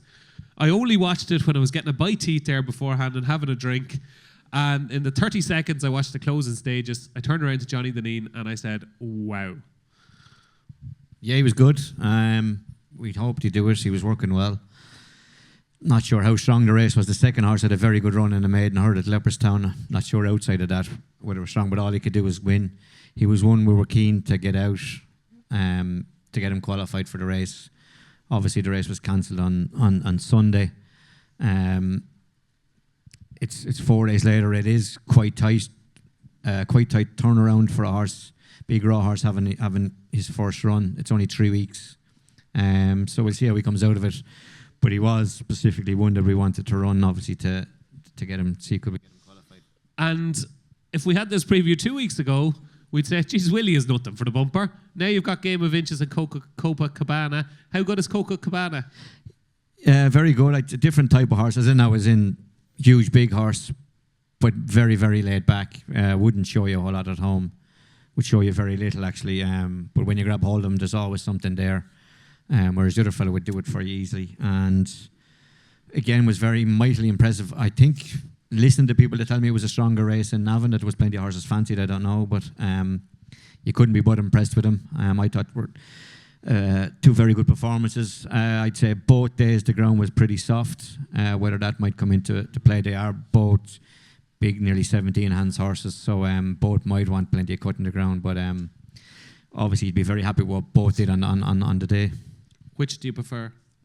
I've never ridden Copacabana, so I've been riding your man, Game of Inches, for the last 2 weeks, and so he's the only one I know about, really, so I'd have to say him. But I think your man was hugely impressive in Navan, in what might have been a stronger race. Okay. I think that's just about Game of Inches, I think. Johnny Dineen, were you as impressed as I was with Game of Inches today? Oh, for sure, yeah. He looked a really, really, the makings of a top horse, yeah. Like, as you said, it didn't look that strong a division up to the last 10 days, 2 weeks, whatever. But now these two horses are after appearing, and I'd say they've put some of the other ones out of the reckoning anyway, in my opinion. Anyway, I wouldn't like the like of Bambino Fever, definitely not Wind Beneath My Wings. Like Jalon Dudare, I couldn't see any of them having a say now. I'd say the two up front in the market are the two most likely ones. I'd be low to oppose Game of Inches in anyway what I saw there today, to be honest. Yeah. You liked what you saw. I did, to be fair, yeah. The first time you saw your wife.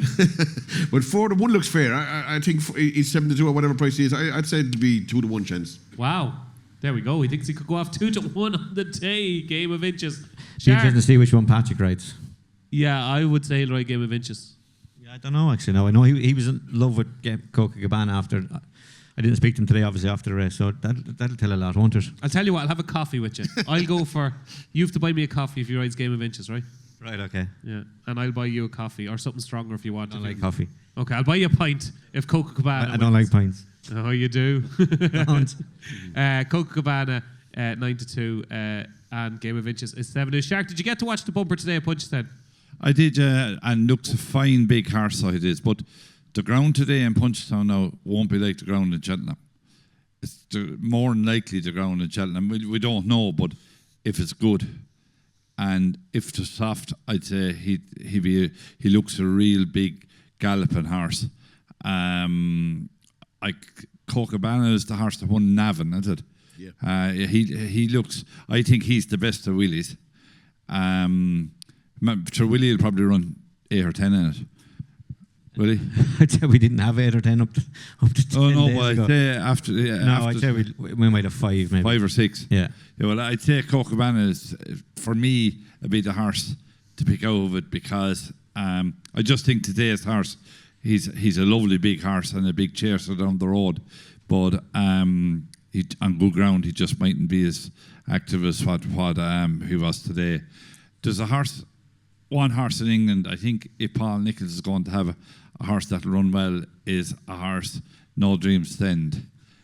It's I'll just do the Irish or English version of that. It's No Drama Descent. Drama Descent. But he won well in England, and he's probably the best English horse there. But the horse gone favourite today now. I wouldn't have him. Okay, there we go. Puppy, anything you like in the bumper? What about Win Beneath My Wings, Calypso Chance, Jan and the Dares? Are we kind of forgetting about them? They were joint favourites kind of a week ago. I think Win Beneath My Wings was very impressive in Ascot when he won. The horse he beat had won a bumper before that. He absolutely bolted up in Ascot. That was very, very impressive performance. I think I've agreed with some of the lads. I think Copacabana was very impressive when he won in Navan. I liked him a lot. And I think he's the strongest of the Irish. And Win Beneath My Wings is definitely the strongest of the English. That was very good in Ascot what he did. Brilliant. I know your dad has an entry in this, Bryan. Any chance it could run? Eamon Kate won't run. She wasn't right after Dublin Race Festival. I think Shuttle Diplomacy might go.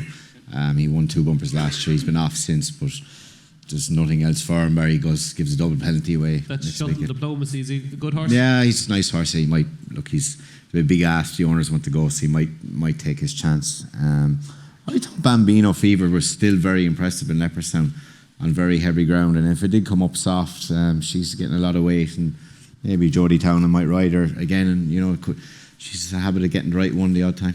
Okay, so selection time. You're with Bambino Fever, David.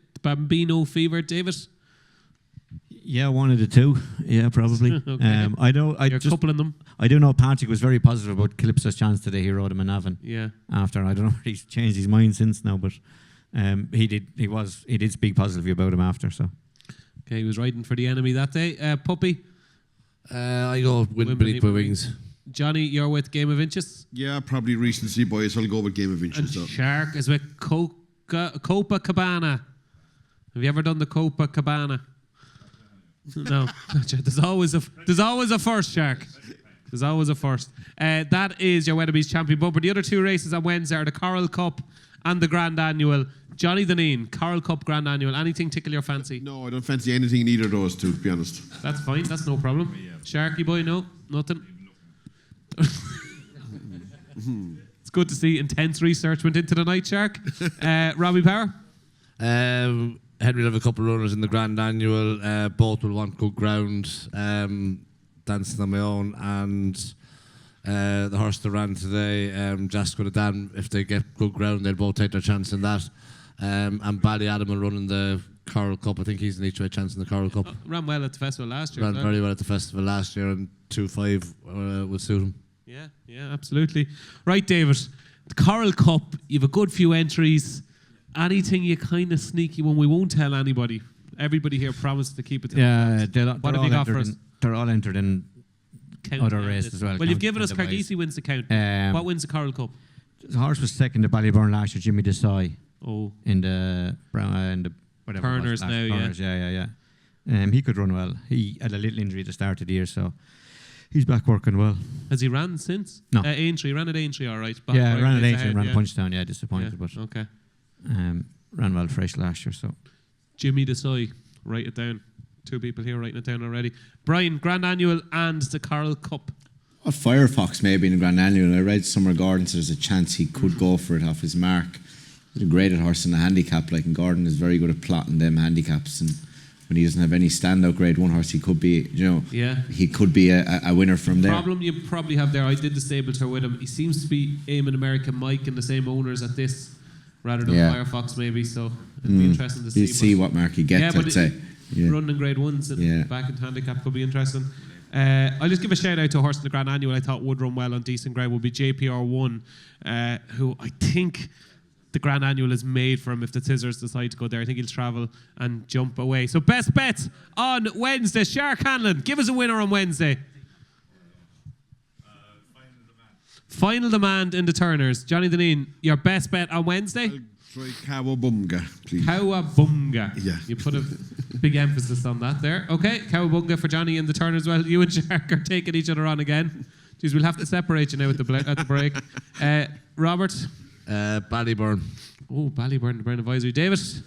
Ballyburn. And Brian. Final demand. Final demand for Bryan in the Turner. So there you go. That is the Tuesday and Wednesday of the Cheltenham Festival. We're going to take a 10-minute break now to let you get a few drinks in, go for a little whiz if you want to, and we'll be back with you in 10 minutes to preview the rest of the Cheltenham Festival. Thank you very much. Welcome back to our Boyle Sports Destination Cheltenham Preview. So, we have the first 2 days done and dusted, and what I will inform you is that this preview is being recorded. So if you want to get a glimpse of yourself, maybe if there's a roving camera going around there, you can watch it back and hear all the clips and maybe see yourself on camera on Boyle Sports social channels over the next week or two, and all in the lead up to Cheltenham. You'll see all the clips and you might even see yourself on camera. But unfortunately, just to let you know the bad news, the camera does add probably a stone or two, to be honest. Okay, there we go. That is the first 2 days of Cheltenham. Let's move on to Thursday. It is the Mayor's Novices Hurdle we're going to kick off with. And 6.5 is your 11-4 joint favourite with Maureen. Caroline Bamboo is 7-1. Jubilee Alpha 9-1. Galileo Dame is 10-1. Aurora Vega is 12-1. Just a Rose 12-1. 14-1 bar. Shark Hanlon, you're after going to the toilet. You're after getting a drink. You're refreshed. You look like a new man there. What's going to win the Mayor's Novice Hurdle? Don't forget now your microphone, Shark. You, yeah. There's only one Shark here, thank God. Caroline Babu. I don't fancy Maureen, and she's favoured, is she? Yeah, giant favourite. Yeah.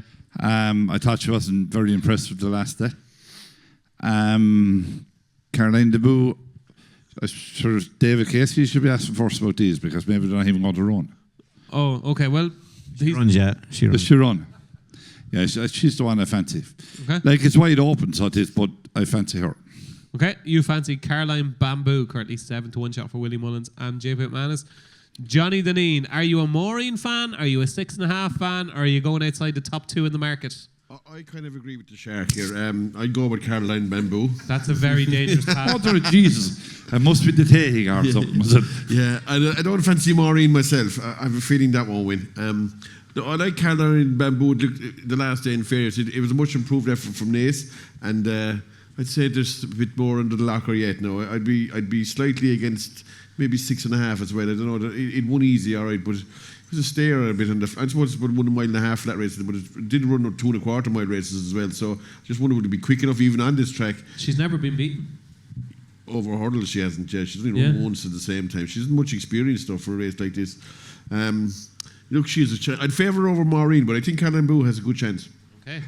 So not a lot of love for Maureen so far, Robbie Power. Are you a Maureen fan? Are you 6.5? No, I was very impressed with 6.5 in Fairy House. Thought that was a very, very good performance. But again, I'm kind of agreeing with the lads about Caroline Bamboo. She was a lot of hype coming over Willie's about her before she got beaten in Nace, but that was a much better performance than in Fairy House the last day. I thought she was very impressive. Henry could run two in this, and they both have good each way chances. Air of Entitlement bolted up and down Royal on Stevens' day, and the form of that race has worked out very strongly. And Therese won very impressively in Navan last week. Dropping back and trip won't be ideal, but this is a stiff track 2-1, and both want soft ground. So if they got soft ground, they'd both have good each way chances. Okay, there you go. Air of Entitlement and Therese currently 20-1 shot and 16-1 Air of Entitlement. Right, David. Maureen, I think the lads are being a bit harsh. I thought she got the job done nicely enough in Punchestown. Yeah, she did what she had to do. She'll improve loads for it. I didn't think visually she was that impressive, but I do think there was a huge amount of improvement in her. She probably wouldn't have been fully ready going there. But saying that on the form of the race, she probably has to improve. I think visually the most impressive for me was 6.5. I thought she was very good.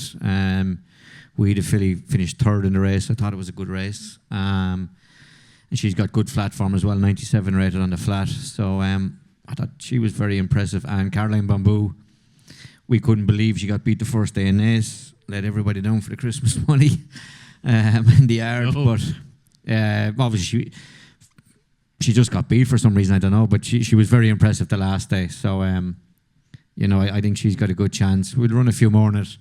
Aurora Vega, that'll run as well, but might want a little bit further.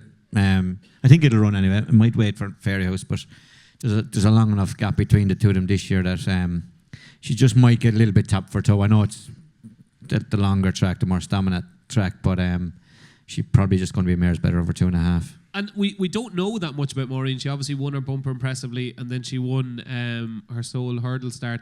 Like, at home, does she work like a really nice mare, or does she just do her own thing? Or? Yeah, she'd always go on her own. She's a little bit fragile. Obviously, she missed the end of last season and was late starting back again this year. So she is a little bit fragile. So she'd be mostly kept to her own. So, but she does what she has to do. Okay, there we go. But your 6.5 visually impressed you most? Yeah, she caught my eye. And I suppose you can't win every race, will he? No, we'll do our best, but I doubt it. Yeah. Okay, so 6.5. Brian, are you a fan of any of those? I like Caroline Bamboo. Yeah, I thought she was very impressive in Fairy House. I remember her form in France has worked out very well. She was second in a Grade 1. I think Irish Point won, LA France won as well. It was just it throws up a very good mare, and I had heard a lot of her in France before she came over here. So I like her. I'd forgive her getting beat the first day, and I thought she was impressive, and I think she'll take an awful lot of beating. Okay, so selection time for the mares novice hurdle. Shark Hanlon. Caroline. Oh, Caroline Bamboo. Jonny Dineen. Yeah, Sweet Caroline. Sweet Caroline Bamboo. Robbie? Yeah, Caroline as well. Oh, be the Lord, Lantern, Jesus. And Brian, you're Caroline, and David, are you going to complete the set now, 5 out of 5? Oh, I'll go, there's one there, Bar, 20 to 1. I think that might run well. Bar, yeah. Yeah, it's moving well. There we go. That is the mares novices hurdle, which kicks off the Thursday action. Moving swiftly on to the next race. We're going to preview. Jack can't find Bar there. And then Shark never did any bother finding the bar. Okay, the Jack Richards Novices Handicap Chase. I really like one in this. Really like one. And he's not even on the page, would you believe? Jaguar is your 4-1 favourite after winning at the January meeting at Cheltenham. Nürburgring, your Galway hurdle winner, is 8-1. Firefox 8-1. No flies on him for Eddie O'Grady is 9-1. Blizzard of Oz 10-1. Waterford Whispers didn't run today, is 10-1. Springwell Bay. He's not qualified. Springwell Bay is 10-1. Answer the Cave 10-1. Crow Park 11-1. Loch Lynn ran today is 12-1. The Company Sergeant's 12-1. And Bar's running again. Bar is going to be busy at Cheltenham. Bar, it's 12-1. Bar. Okay, you're not going to like this. I really like a horse in this. Yeah. You're not going to like this, David. I'm going to get pelters. He definitely has no chance. I really fancy Caldwell Potter. Oh, good God. This horse is well handicapped. And the crowd, for people watching at home, the crowd are going mental. They're groaning. They're throwing stuff at me here. Caldwell Potter, to me, has got really bad press because he cost a fortune and he was a Grade 1 winning hurdler for Gordon Elliott, and he hasn't produced what we thought he would produce. But I don't think his runs have been half as bad as people have been making out. And last time against Gidley Park, over 2 miles at Windsor, that's not his cup of tea. I think the new course at Cheltenham, 2.5 miles, he's rated 147 at the moment. I have a feeling he's going to get down to 145 on collateral form going into the race. So if he does get down to 145, if there's cut in the ground, which there probably will be given it's the first day of the new course at Cheltenham, he does need cut in the ground, Caldwell Potter. But he is better than a 145 rated horse. He's better than a 147 rated horse. He needs there to be an inspection that morning and it barely passed. Well, he has sore feet, he does need soft ground. But I'm telling you now, Caldwell Potter is 16-1. He should not be 16-1, and Caldwell Potter is one of the best bets at the 2025 Cheltenham Festival. That's my only strong opinion of the night. There we go. Puppy, you're not a fan, I know.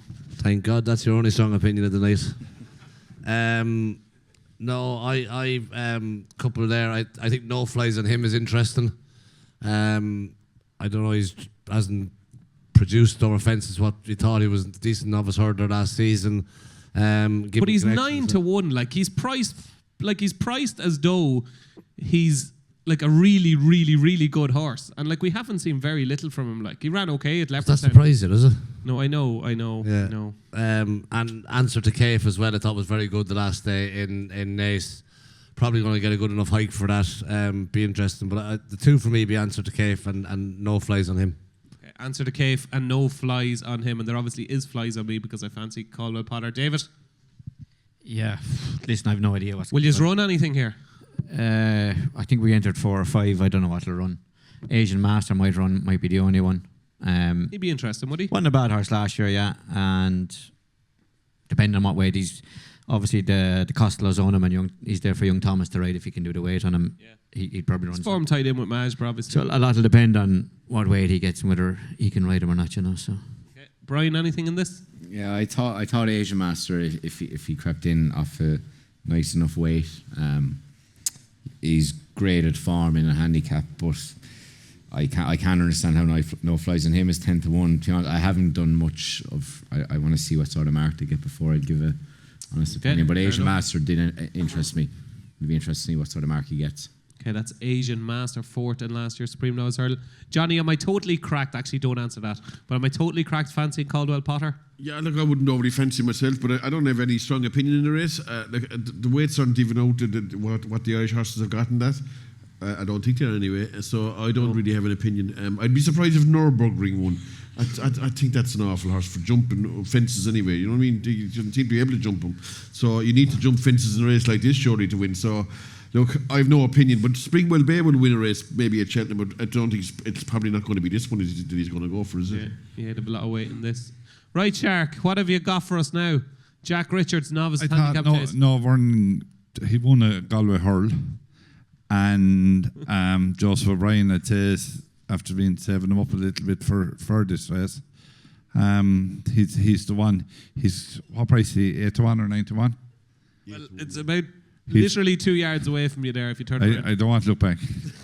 I was told years ago. You're lucky you don't look back. I was told years ago, look in front of you, don't bother looking behind you. So I'm not fucking going to change now. Do you know? He is currently 8-1 with Boyle Sports. Yeah, I'd say he's a great each way bet. Okay, so selection time. It's Nürburgring for Shark Hanlon, great each way bet. The only opinion Jonny Dineen has is that Nürburgring won't win the race. I'm delighted because he has a right chance on to get it now, so he is. Puppy, your selection? Answer to Cave. Answer to Cave for Puppy. David, no strong opinion? No, not even a token selection, no? Not in this. It shouldn't be on the card. No. Oh. No. What's wrong with this? That's a different argument altogether. It should be the turn. It should be a novice chase. Okay. Worst description of a race meeting this Thursday. The Thursday. You agree? I agree, yeah. You agree? I won't be going. You won't be going Thursday? No. What would you do instead? I'd go home, I'd say. Would you? See. Yes, right, okay. That is the Jack Richards Novices Handicap Chase. We'll try and get the lads to cheer up a bit now because we move on to the Ryanair Chase. And Facta File, 6-4 favourite with Boyle Sports. Il est Francais, according to the markets, looking at Betfair, it looks like he's going to go here as 3-1. Gaelic Warrior, might he go here 7-2? Banbridge 4-1, looks like he's going for the Gold Cup if the ground is good. Spillans Terror 5-1. Protectorat, last year's winner 6-1. Energumene 7-1. El Fabiolo 8-1. Jello 12-1. Founder 50 12-1. Grangecar West 14-1. And Bar is up again at 14-1. Right, David, what he is actually going to run here? Back the file, 100% guaranteed runs in the Ryanair Chase? No, definitely not. I don't know where he runs. Obviously, Connections will have their say. They have horses in each race. I think if he turns up, I think he'll win. I think he's the best horse by a long way in the race. But he is also in the Gold Cup. But I think if he runs here, he'll win. He will win. Yeah. Okay. Yeah. That is Fact of File. Could Gaelic Warrior rock up here? He could pitch up here as well. Obviously, as I say, he was disappointing the last day. So everything's in the mix for him. But just a bit like the Champion Chase, hard to be strong on his chance after the last day. Here's a question for you now. If a peak Fact of File ran against a peak Gaelic Warrior in the Ryanair Chase, who would win? I'd say Fact of File. Okay. Fact of File. You answered that very quickly.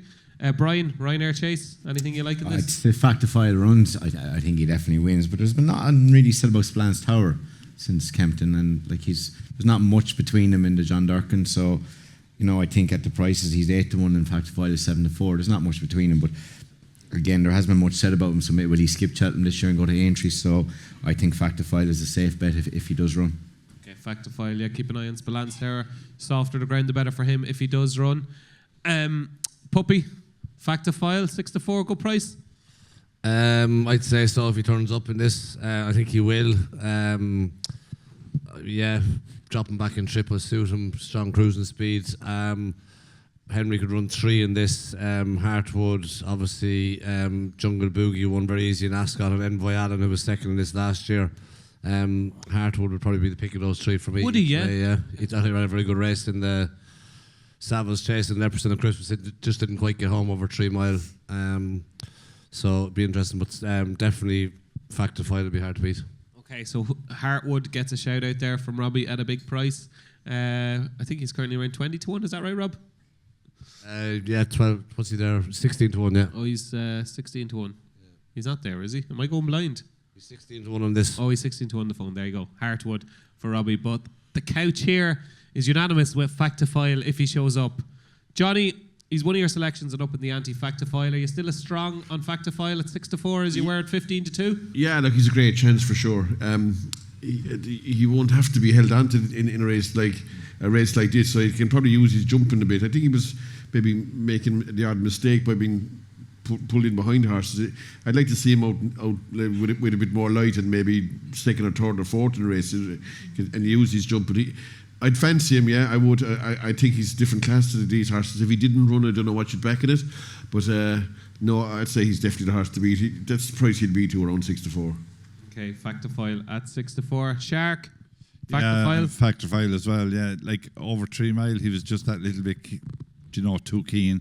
2.5 mile around here, he won't be keen.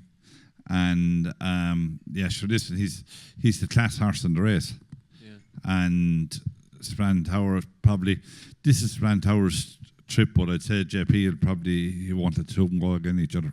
We'll talk about it later in the show, Shark, but if people here tonight were to listen to everything that you guys are saying, Britain are hardly going to get a winner at all. What about the likes of Jello or Protectorat, last year's winner? How do you think they'll be Britain there, will do? They'll be there, they'll be 4th or 5th. They'll be in the first 5. How many winners do you think they'll get? They'll win a couple of the handicaps. And 6 maybe. 6. You think Britain will get 6 winners? 6 or 7, that'll be it. Would you give Jello a chance here? If Factifile turns up, He starts tomorrow. You give him no chance? None? Yeah. Why? He's not good enough. Yeah, he's not good enough. Okay. Protectorat was good enough last year. He could run well. Yeah, he'll finish the first 5. Yeah. So you're Factifile. Big time, yeah. Big time. Okay, fair enough. I know obviously it's JP, David. Is it a decision that's going to be made soon, do you think? Or do you think we'll hear in the next week? Or No, I wouldn't think so.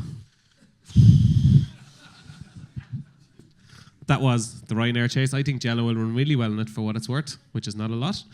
Moving on to the Stairs Hurdle. It's the feature on Thursday.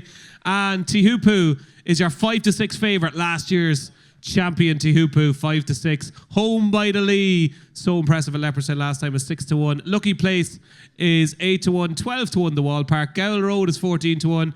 Rocky's Diamond is 14-1, your Galmoy winner. July Flower, likely to go for the Mayor's Hurdle, is next on your list. Mystical Power, haven't seen much from him this season. Gold Tweets, 20-1 as well. Stellar Story. And Langer Dan is 20-1.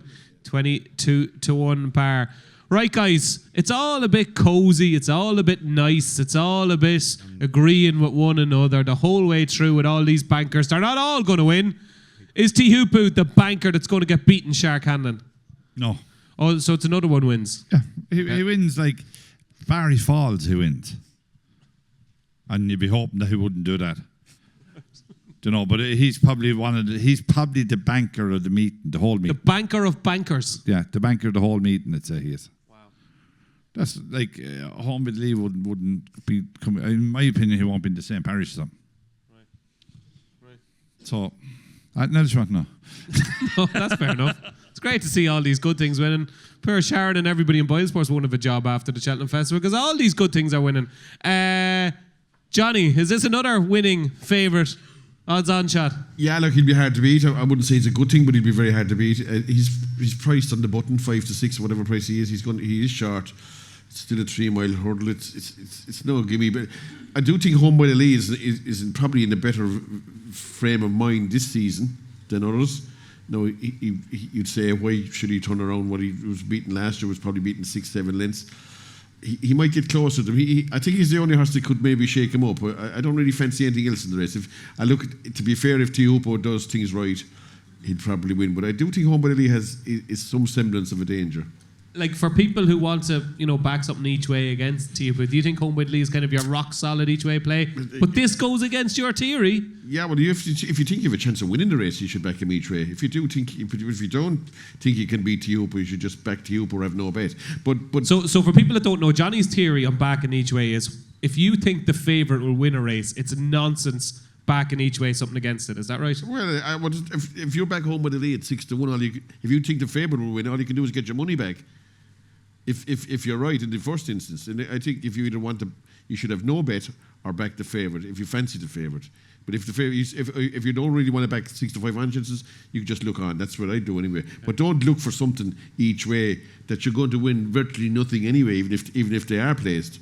And if you're fighting second and third place, that's the way I'd look at it anyway. Jack has the face of divilment on him here. At the very like London Hardy lads. Look at the two.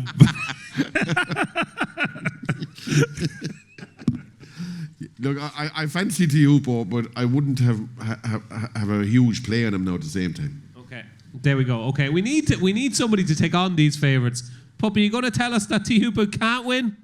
I'm definitely not going to tell you that anyway. No, definitely not. No, I'd say you're a believer. Yeah, I think he'll win. I thought he ran well behind Lost him out on ground. It was too quick for him.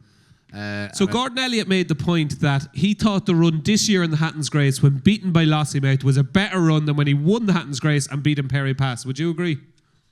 No, to win is winning. I thought he ran well. A lot of things went against him in Ferryhouse this year. Ground was good and race wasn't run to suit. The pace was too slow. So I think it was a good run, very satisfactory run.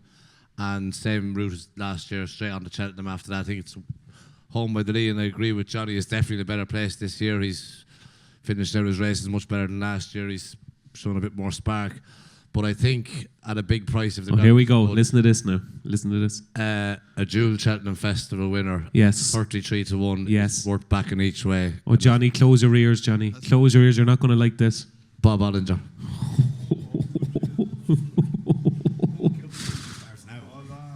Up it twice before. Absolutely. Big gallop in the Champs, didn't he? Late for that one. Yeah. Bob Ollinger, I kind of can see where Rob is coming from here. So Bob Ollinger has a terrific Cheltenham Festival record, a terrific Cheltenham record, was brilliant on New Year's Day there last year. If the ground was good, Robbie, could you honestly see Bob Ollinger winning a big race 33 to 1? I wouldn't see him out of the first three. Yeah. There you go. Can't see him out of the first three in good round. Bob Ollinger, 33 to 1. What do you make of that, David Casey? I like Home and the Lee. I think I was very impressed with him the last day. Like Jonny said, I think he's in a better place this year. And just looking at the prices, yeah, he'd be the one for me. I think Lucky Place is improving, could run well, but I like Home by the Lee. David Casey, why does Willie Mullins never have any good stayers hurdles or since Penhill? Because ours are too fast. Okay. There you go. Too fast. Short and sweet. Brian Cooper, you're not a Bob Ollinger fan. What do you like in this? I like Home by the Lee. I just think he's definitely... The riding may be a bit different, and JJ says he might do things a bit different than he did in the last 2 years on him in Cheltenham, which is quite interesting. He's only got, 4 lengths to make up on last year, so not a massive gap. And obviously Tiupo was very good last year, and he's the one to beat. But at the prices, I just think Home by the Lee, like Joseph's record in Grade 1s this year is phenomenal, and I'd say if he gets him there in tip-top shape, he'll give Tiupo a lot to think about. Okay, there we go. That's Home by the Lee. So we have a bit of a split panel. At least some of them are taking on Tiupo. David and Bryan are with Home by the Lee. Robbie gave a shout out to Bob Ollinger, but is very much in the Teahupoo camp, and so is Johnny Dineen and Shark Hanlon. That is your Stayers hurdle. So the Thames final, the Plate, and the Kimmuir are the 3 other races on Thursday, and I'll start if you let me. I fancy a horse in the Thames final called Feet of a Dancer, trained by Paul Nolan, was second in a qualifier at Leopardstown. I think she's well enough handicapped. Hopefully the English handicapper doesn't shovel on too much. Strong traveller. Hopefully she'll be settled a bit better in the early part of the race. I thought she ran a lovely race at Christmas straight at short and running. In the Kimmuir, I really like Johnny Who. I'm hoping that's the race Johnny Who will go for. Derek O'Connor will be booked because obviously the National Hunt Chase isn't for amateurs this year and this race is, so I'm very much in the Johnny Who camp. And in the Plate, just a dark one that ran last week, I could see What's Up Darling running well for Gordon Elliott and Gigginstown. They'd be my 3. Johnny Who in the Kimmuir, What's Up Darling in the Plate, and I'm pretty keen on Feet of a Dancer for Paul Nolan in the Thames final. Johnny, those 3 races, Thames final, Plate, Kimmuir. What have you got for us? Nothing. Johnny, come on. No, I don't. Come on. Nothing. I've had a few bits in the handicaps, but they weren't any of the 3 that I was going to play in. None of them. I don't fancy any of them races anyway, to be honest. All right, fair enough. Shark? It's just Shark is reading the Bible here. He's in Jerusalem at the minute. We don't know what's going to run any. So Why do we not know? Why? The entries are there. yes, 53. Work out who's the top 24. Midnight Hour Fred, maybe. 11th horse. you stuck a pin in that now. Come up with. He's a horse that he was second in the Paddy Power, wasn't he? I think he was. Second in the Paddy Power.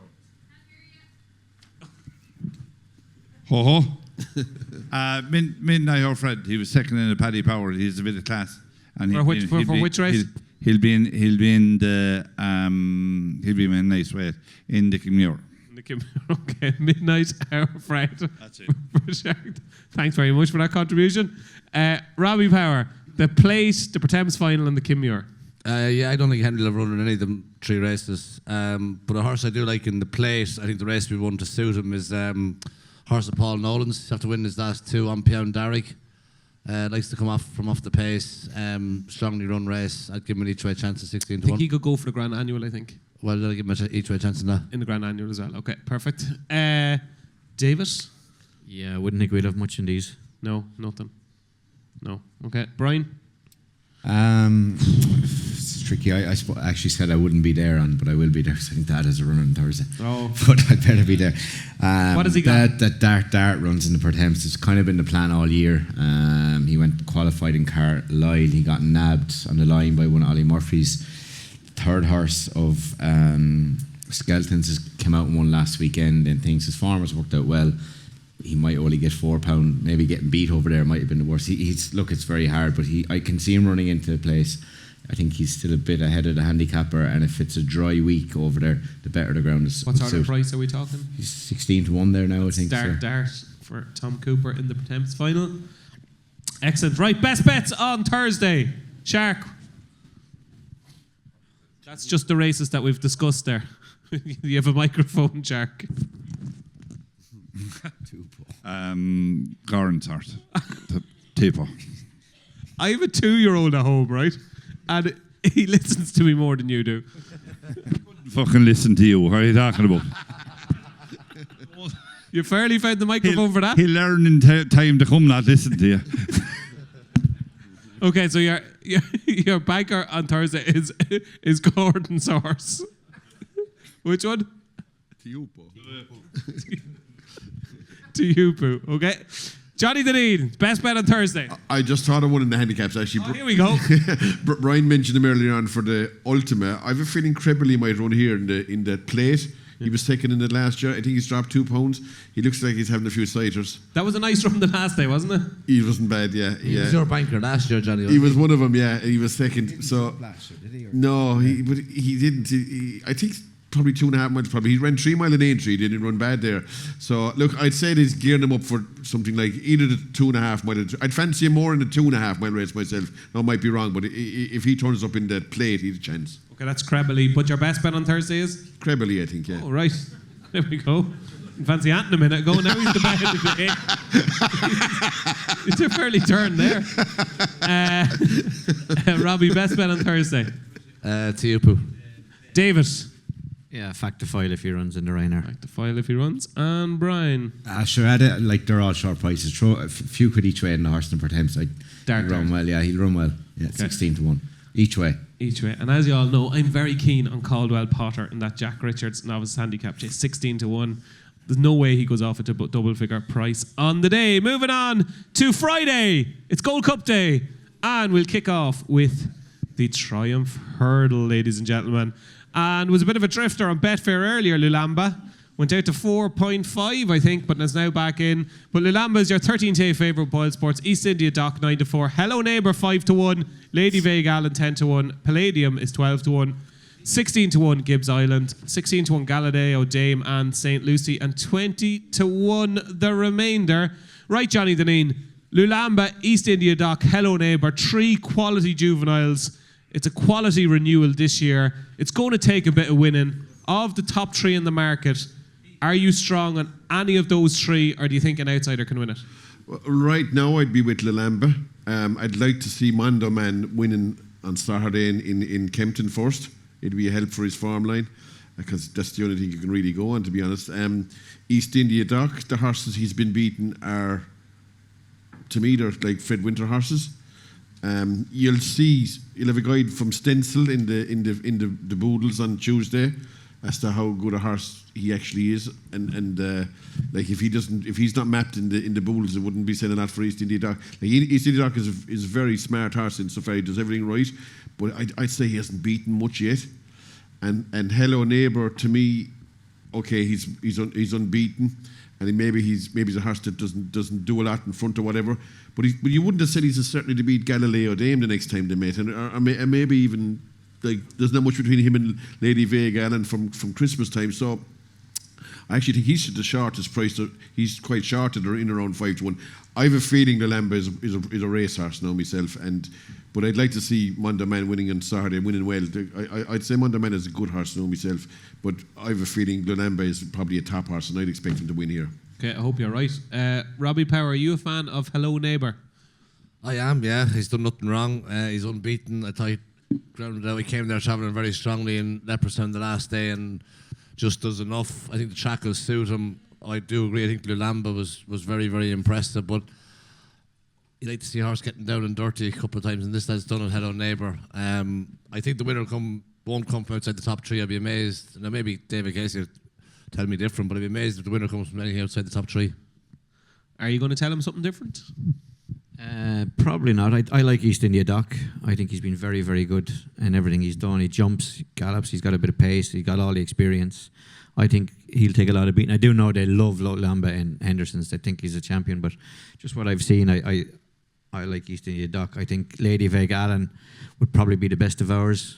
I think a much stronger gallop would suit her than she got in Leopardstown the last day, and this track will suit her. So I think I could see her definitely getting into the 3.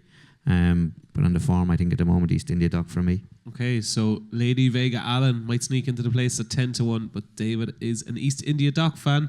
Bryan, Triumph Hurdle. Of course, we were chatting at the interval there. Your greatest Cheltenham memory was in this very race.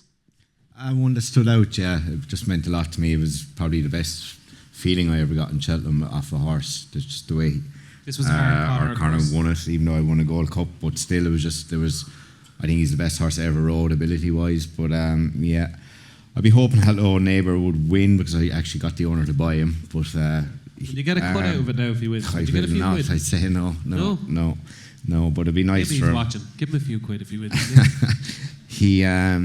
I like the sound of everything I've hearing about Lulamba, even from when it won in France to what Nicky was saying after it won in Kempton, that like there was a lot of improvement to come, and there's an awful lot of resemblance of Sorgino, and I just think it could be something very special.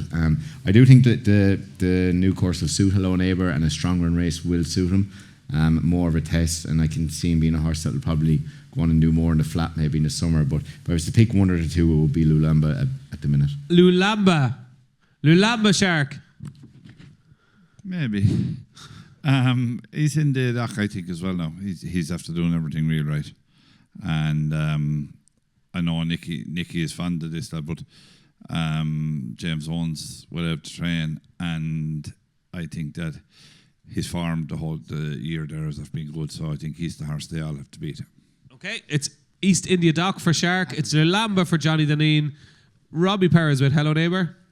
David Casey is East India Dock, but a shout out to Lady Vega Allen.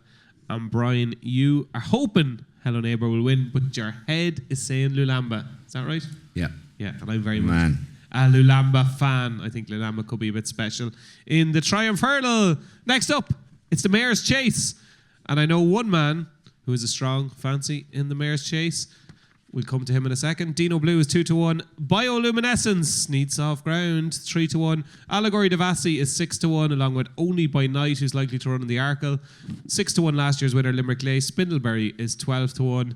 Telepathique is 12-1. Brights Hill is 22-1. 25-1 bar. Right, Johnny, kick us off. You think this is a good thing? Let's call a spade a spade. Yeah, look, I'd fancy Dinah Blue, and the last run that she had in Naas, it's just the fact that she's actually able to win a race is going to be a help to her confidence. And look, when it looks like, assuming Bioluminescence doesn't run here, if the ground is against her, she probably won't turn up. If the ground comes up bottomless like it did last year, well, then you're in trouble if you're on Dinah Blue, because Bioluminescence is a big runner then. But assuming the ground is going to be somewhere reasonable, you'd fancy that Dinah Blue will have only Allegory Devassi to beat, and I think she'll definitely beat her. I don't see anything else in the race, to be honest. Why did she not win the race last year? I'd say they were first of all, the ground changed, and that went in Limerick Race's favour. The second thing is, I'd say they were kind of riding her to get home, to get the trip properly. She stayed perfectly well. She just maybe gave the other one first run, and you just ran into Limerick Race on a going day as well, which was a disaster for anyone that backed Dinah Blue. So Limerick Race looks to be going nowhere this year, so she doesn't look to be any danger. Like, Dinah Blue's been keeping better company in Grade 1 races. I know she's not winning any of them, but I'd say she's dropped into this grade. This is her chance now, surely. Anyway, I'd say it's a golden opportunity. Will Dino Blue play a big part in whether you have a successful no, not at all. She'd play a part in that half an hour, whether I'd win or not, but she won't necessarily play a big part in the whole 4 days. I'd fancy her though. If I was going well, I'd have a decent pop off her. Yeah, okay. Shark, you're always going well. Would you have a pop at Dino Blue? Yeah, I think she'll win. I think, listen, a different class than a lot of the other horses again. Was second there last year, and knows the track, knows everything, and what's in it to beat her? David Casey, what's in it to beat her? Allegory Devassi, perhaps? Yeah, I think they'll be first and second. I think Dino Blue will win. I think Allegory will be the second. There wasn't much between him and Naas. Both will prefer better ground. But Dino Blue gave Allegory Devassi £6 in Naas. I don't think she has to give her that in Cheltenham, I think. So I don't really see a reason for turning it round. 5. Give her 5. Yeah. I think they'll be first and second anyway. Allegory Devassi is a horse that has been very in and out. Allegory Devassi didn't run particularly well in the race last year. Allegory Devassi ran okay. She was fourth. She ran all right. Yeah, fourth. She ran all right. Second, ran a cracker the year before. Do you think she seems to have kind of turned the corner this season, hasn't she? Yeah, she needed to run badly the first day, but she's been consistent since she won well at Fairyhouse and then ran a cracker in soft ground in Naas. I do think better ground will help both of them, but she'd run a race. Okay. But do you think Dino Blue will beat Allegory Devassi? I think she beat her last. I think there shouldn't be a turnaround. Okay, excellent. Bryan?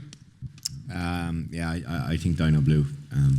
Bar turns up very, very heavy, but she's the classiest mare in the race. She's won a Grade 1, and I think she'll definitely reverse the placings with Limerick Race from last year. Okay, a lot of love for Dino Blue. Robbie, have you got anything else for us?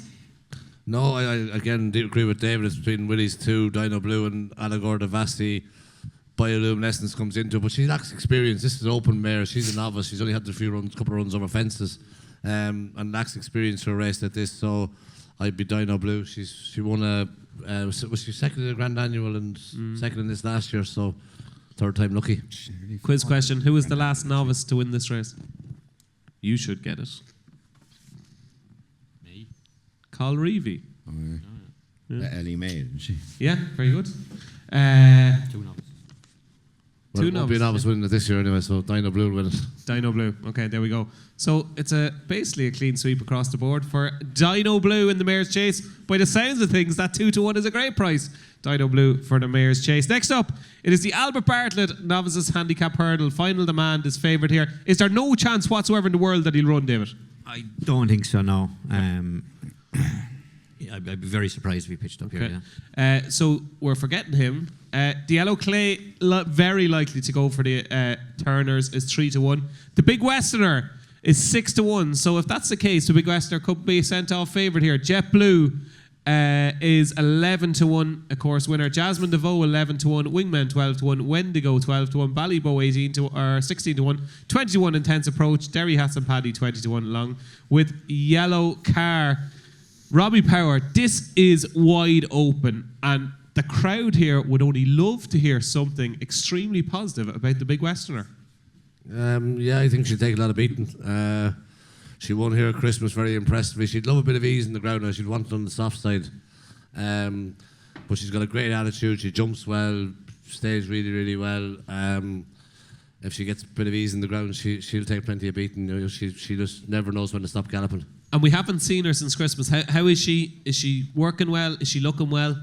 Yeah, she wouldn't blow you away at home. She just does what she has to do. Typical of a good stayer.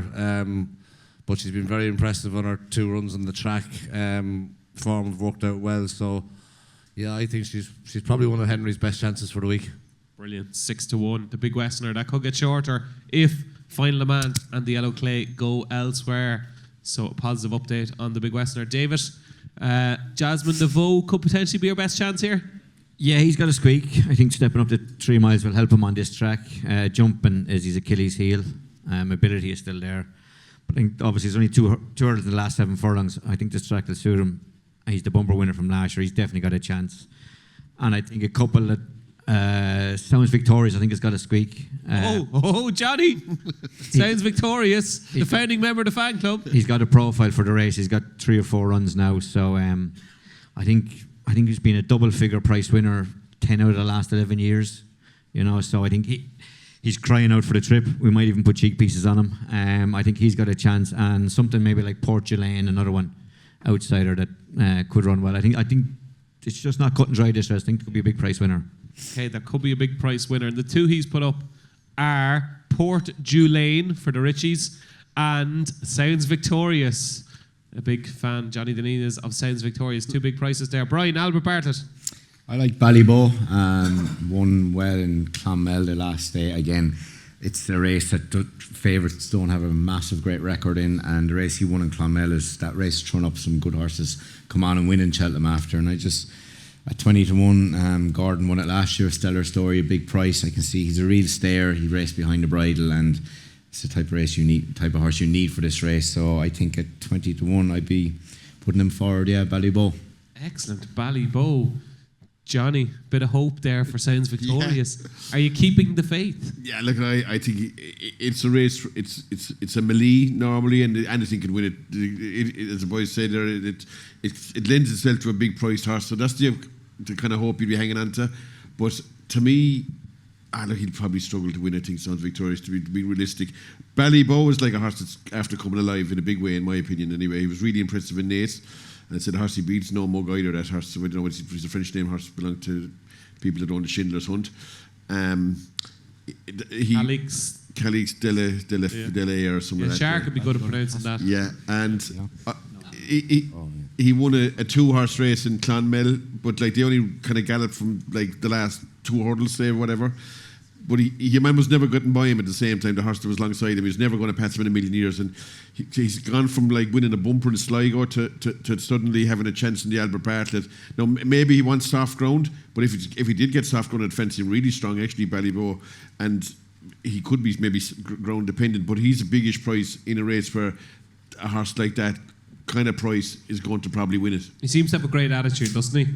Oh, definitely, yeah, definitely. And I'd say he's a nice bit of ability too. Right, Shark, here we go. You're up. Right, we want you to pronounce this, right? Pronounce the second horse there. In the red. No, use the microphone now, here. Pronounce it. Yeah. It's not been passed on anyway. That's for sure. Go for it, go on. Kella, I don't know. Go on, give it a go. The Barra or something. No, go on, keep going. No, no. How pronounce the first bit of it? Kalla. Calyx. Yeah. Right. No, you were wrong. And the second bit, give it a go. The Labarracks. Eurobarics. It's like watching Hannah reading the book with Emma. Calyx de la Barrière, I think is how you pronounce it, Shark. But you gave it a good attempt, in fairness to you. The Barrière. De la Barrière. There we go. Calyx de la Barrière. Well, get it right yourself now, Dave, before you go at the Shark. Like. He's the lad that went to school. Run Sunday. Calyx de la Barrière. Run Sunday. Okay. Shark. Sorry about that. I messed it up as well. What do you like in the Albert Bartlett? I like Harsagarn's wingman. He needs to settle and stay quiet in the paddock. He's a little bit hot-headed, so he is. But he's just been second and third in 2 graded races this year, and I heard Gordon saying one day that he definitely wants to go ground. So if the ground came good, he's 20-1, and I'd say he'll be a great each ever. Is he 20-1? He's 12-1, Shark. I'd say off the conditioner's race, will he? No, he's not qualified. Oh, is he not no, he needs qualified? 5 runs. Fuck, Yeah. Wingman 12-1. I think Shark. You know what? I think that's not a bad shout. I know we've been having our differences tonight now. He needs to settle now. He does need to settle, but he gallops. He gallops and he don't stop. And I know Final Demand beat him well, but he was nicely clear of the third horse at Leopard. And I want him to win as well because I have his full brother at home. I'd say you'll have him sold by the end of the week as well, will you, if you do? To be nice. So, Wingman for Shark at 12-1. Jonny is hoping for a bit of a miracle, are you? What sounds victorious? Oh, you're going for Ballybow. Okay, Ballybow at 16-1. Robbie, you're with the Big Western at 6s? Big Westerner for me, yeah. You're Jasmine DeVoe? Yeah, he's obviously the class, but I think there'll be an outsider win. Okay, Port Julane and sounds victorious potentially. Could be the outsiders. And your selection was Ballybow. So a lot of love for Ballybow in the Albert Bartlett. And now it's time for the big one. It is the 2025 Cheltenham Gold Cup.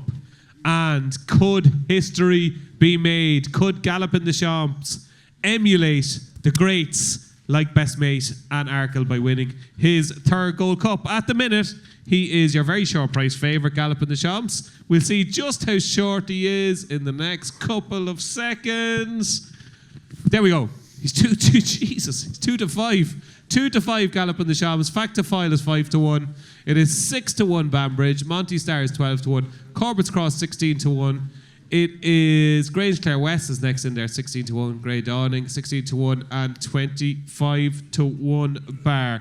David Casey, if Gallop in the Champs wins a 3rd Gold Cup, where will he rank amongst the all-time greats? Sure, he has to be up there, doesn't he? I think any horse that wins 3 Gold Cups If you took him out of it, has to be up there. So, listen, I hope he wins. He was very good. His 2 runs in Leopardstown this year. He ran a cracker.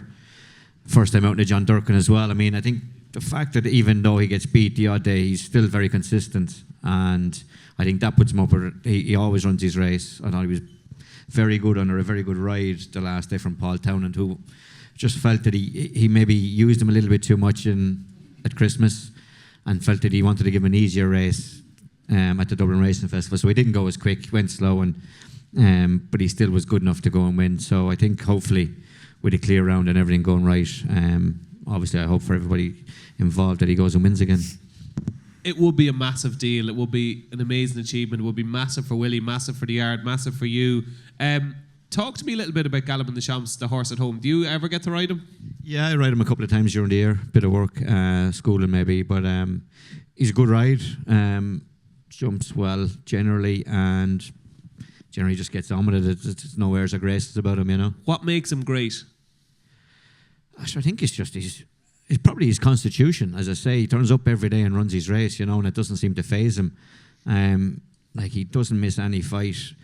I know he got beat the last 2 years in Punchestown, but he turns up in all those top races every day and runs his race, and it's probably told on him the last couple of years at Punchestown, but he still doesn't give in, you know, so he's got that will to win. From what you see of him at home and everything you've seen this season, is he every bit as good now as he was this time last year? Yeah, I would think it looks that way at the moment, yeah, definitely. Yeah, nothing there that can beat him. Listen, Banbridge, I'm not certain he'll stay the extra couple of furlongs. He was obviously good to win King George, and he's won around the track before. He would want good ground. But if the horses that finished behind him before, it's hard to see them, to my mind, turning the tables, I think, anyway. Yeah. Shark, I was talking to my favourite Hanlon at the break, Paddy, and he said Galloping the Shams won't be beaten in the Gold Cup. Do you agree with your son?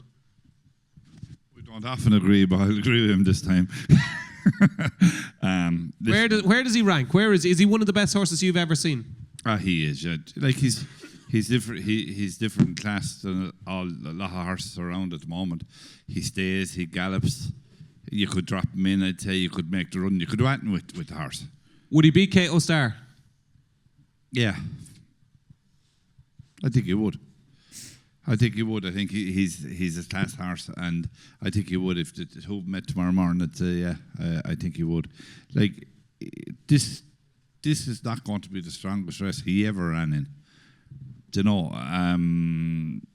You have Banbridge, and after that, then Carver's Cross, Monty Star. Like they're not in the same league as him. There's a horse there, 40-1. See him there. Have you ever heard of him? Hewick. He won't run. Oh. He goes to the English National. He's after getting dropped £9 there in his last couple of runs, and the plan this time last year was to go to the National with him. I'm tired looking up this lad's arse, for fuck's sake. What's fighting taking him on again? Like, Hewick is a great horse, but he'd never bet him. Yeah. You know, he'd never bet him. But I just think in an English National that we'd have a little chance with him there, off 11.5 stone. Like, the lowest weight going to get into an English National this year is 150. So they'll have 10-10. So there's not a big difference between top and bottom weight. So I think that the triple would suit him, the ground would suit him. Like, he has to have good ground. So hopefully an English National we won't be far away. Jesus, Shark, if you won the National, God bless and save us, what would happen? I'd say I'd come home someday. It wouldn't be the first day and it wouldn't be the second day. 2028, I'd say. Yeah. Well, the very best of luck with Hewick and your grand national project, but you're a Galloping the Shams fan in the Gold Cup. Jonny, I don't think you've actually backed Galloping the Shams in his last 2 Gold Cups, have you? No. I think you laid him in one. I laid him in one of them anyway, for sure, yeah. Look, he should win this, barring accidents, and look, even his weakest form will win this. It's not, as a Shark, it's not a great race. Like Banbridge, okay, if he gets the trip. I didn't like the fact that I heard Paul Townend saying, he was interviewed there one day after that where he won the King George, and he said, they asked him would he get the trip, and he said whether he will or he won't improve for the trip. Yeah, that was on the road to Cheltenham. Yeah, something like that anyway, and that was a bit worrying for anyone that fancies Banbridge, in my opinion anyway. They need to improve to have any chance of beating Galloping the Shams. Look, the favourite should win, Bryan, and he's such a consistent horse that even if he turns up and he doesn't even, without his A game, he still should win at the same time. So that's an interesting point. You think if he runs to the same level as he did when he was beaten by fast and slower punches here, he could still win? Yeah, I would have thought so. This is very weak Gold Cup, to be fair, isn't it? Like, Banbridge is a good horse, obviously, but you need good ground for starters. Then he's got to get a trip. But Tremonti Star's beaten in Tremor. You know, Carver's Cross beaten like Ragdoll the other day by Peak Dory. You know what I mean? It's hardly Gold Cup form. The one bet I'd have in the Gold Cup, if it is supplemented, I'd go with I Know the Way You're Thinking without the favourite. I think he'll. They're going to have to supplement another way. Obviously, if he's not supplemented, you can't back him. But if he is supplemented, I'd fancy him pretty strongly without the favourite. I think he's the best horse in the race. That's not actually in the race, to be honest, but he could definitely be second to the favourite. If he's not supplemented, and if Galloping the Shams is 2-5 on the day, the vibes are good. Will you be getting stuck? Oh, not a hope. No, not a hope. No, but you're just after saying he can't be beaten. I do think he'll win, but you wouldn't. You'd easily back something at 1-5. You wouldn't, but not in a Gold Cup. You wouldn't. No, you would in a crooked race somewhere. You might, but not. You wouldn't bet 5-2 in the Gold Cup. There's no such thing as a crooked race. There's been a few every now and then. Down the side there, for God's sake.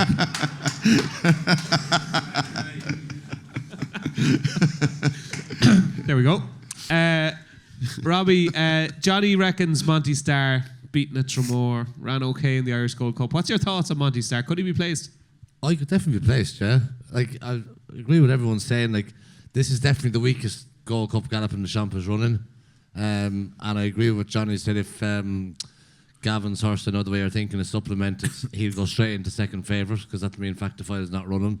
Banbridge has to have good ground. Corbett's Cross on soft ground would have an each way chance, without a shadow of a doubt. I probably would finish second, even given his run the other day behind Pink Dory. He's jump better, doesn't he? But that was over 2.5 the other day, and I'd say going as fast as he was going, he was jumping higher. I think he'd be all right over 3.25 mile, and ridden to run well, he'd definitely finish in the first three. Okay, excellent. So Corbett's Cross, potential each way play, and we're all, I suppose, waiting to see if I know the way you're thinking is going to be supplemented for the Gold Cup. Bryan, I'd say you wouldn't mind a spin and gallop in the Champs. No, I Nearly come out of retirement for that, would you? fuck that. No, I doubt it. No, look here. I don't think he has. I'll agree with Jonny. He doesn't have to really go. If he runs and is below par of his other 2 Gold Cups, he'll be good enough to win this. I think Paul Townham won the race on Banbridge with his ride, and it was interesting to hear that he said that the trip wouldn't be any addition to him in a Gold Cup. I cannot see him getting beat bar an accident. I've yet to see a horse win an Irish Gold Cup in Leopardstown the way he's done it the last couple of times. The distance he puts good horses from the back to the last of the line, it's exceptional, and it's very nice to watch, and hopefully he'll get the job done. Okay, fingers crossed for Gallop in the Champs. Hands up if you fancy Gallop in the Champs. Not everybody. It's not everybody. That is your 2025 Cheltenham Gold Cup. And the 3 races left at the festival are the County Hurdle, the Fox Hunters, and the Martin Pipe. Jonny Dineen, County Hurdle, Hunter's Chase, Martin Pipe. Give us a little tricksy there. The County Hurdle, I have no opinion on that anyway. Okay, so we're down to a double. The Hunter's Chase, I like horse belong to the Doyles. I'm on your side or something. What's he called? I'm on this. Oh yeah. I will go ahead or something. So, yeah, Will It Go Ahead? Yeah, Will It Go Ahead is his name. I'd give that a Will great it go chance. ahead, yeah. Particularly on good ground. You like Will It Go Ahead? If You have tipped Angels down now. I know that, yeah. Well, I back Will It Go Ahead, to be honest. And the Martin Pipe is an open race, but I actually think Henry's horse Tap and the Go might have a little squeak in that, but it's a hard race though. You know what I mean? Me too. Tap on the Go ran today. Like that run, Puppy. Anything in those 3? Yeah, I think the Tap on the Go, if he has good ground, would have an each way chance in the Martin Pipe. We've nothing in the Hunter's Chase, and one in the county probably won't run. So yeah, Tap on the Go had a run today and ran all right on heavy ground. He wants nice ground. If he gets nice ground, he'd run well. Shark, final 3 races. I thought that he was very good the last day. Will It Go Ahead in the Fox Hunters? Getting a bit worried about you. You're agreeing with Jonny a lot there in the last hour. Not really, no. It's contagious. It's just I'm wearing them down, yeah. Sean Dyle, I know that they think a lot of him, and they're setting them up for this for a year. So they're Good name as well, isn't it? Yeah, Will It Go Ahead, yeah. Right, Davis. County Hurdle. Well, you gave us the winner, Cargisi, yeah? Yeah, we won a vat in the Fox Hunters and the Martin Pipe. It'll be kind of a mixture of the same horses that are in the county. Give us one. Just give us one for the Martin Pipe, right? Sure. I don't know if he'll run the race. Carafan. Okay, that's the double green. He's in the other races as well. So. Okay, Carafan potentially in the Martin Pipe, but he's in the other races. I thought Valgrand had a big chance in the County Hurdle for Dan Skelton, who's got a terrific record in the race. And I also like Tap on the Go. Bryan, County Hurdle, Hunter's Chase, Martin Pipe. Hunter's Chase, I've no real opinion on. I thought McLaury, did he get a mark the other day? 138, yeah. Just thought he's a horse on the improve, likely raced, and I mean, it's not easy to win a big handicap around Leopardstown after your 3rd or 4th run, so I think he'll improve from that. Yeah, I think he could be well handicapped now, and there's the man training him knows what to do with a handicap. So at 7-1, I could see him if he runs going off shorter on the day maybe. And that's McLaury, and then I liked in the conditional riders race. Where was it gone? Henry's horse that ran today. It was a Tap on the Go. Yeah. I only saw it on the way up. I just thought it was an eye catch, and he's qualified now as well. So He went He is. Waterford Whispers run it last year, didn't he? Ran well, and I just thought similar Better not profile. let the cat out of the bag too much now. That's 3 of us that have gone for tap on the go. Well, Puppy'd be the one to get fired, not Yeah, us. So. yeah, you'll get in trouble, Rob. There we go. That is the 3 supporting races to the main ones on Friday. Best bet on Friday, Shark. Gold Cup day, best bet. You need the mic now. The mic. Don't forget the microphone. It's there by your side. Dino Blue. Dino Blue in the Mayor's Chase. Johnny Dineen. I'll go Lulamba. Lulamba in the Triumph Hurdle. Robert Power. The Big Westerner. Lovely. In the Albert Bartlett. David. Oh, sure, I'm going to go Gallop and Deschamps, hopefully. Gallop in the Champs. 2 to 5. Lovely. Brian. I'll go with Lulamba in the Triumph. Lulamba in the Triumph Hurdle for you.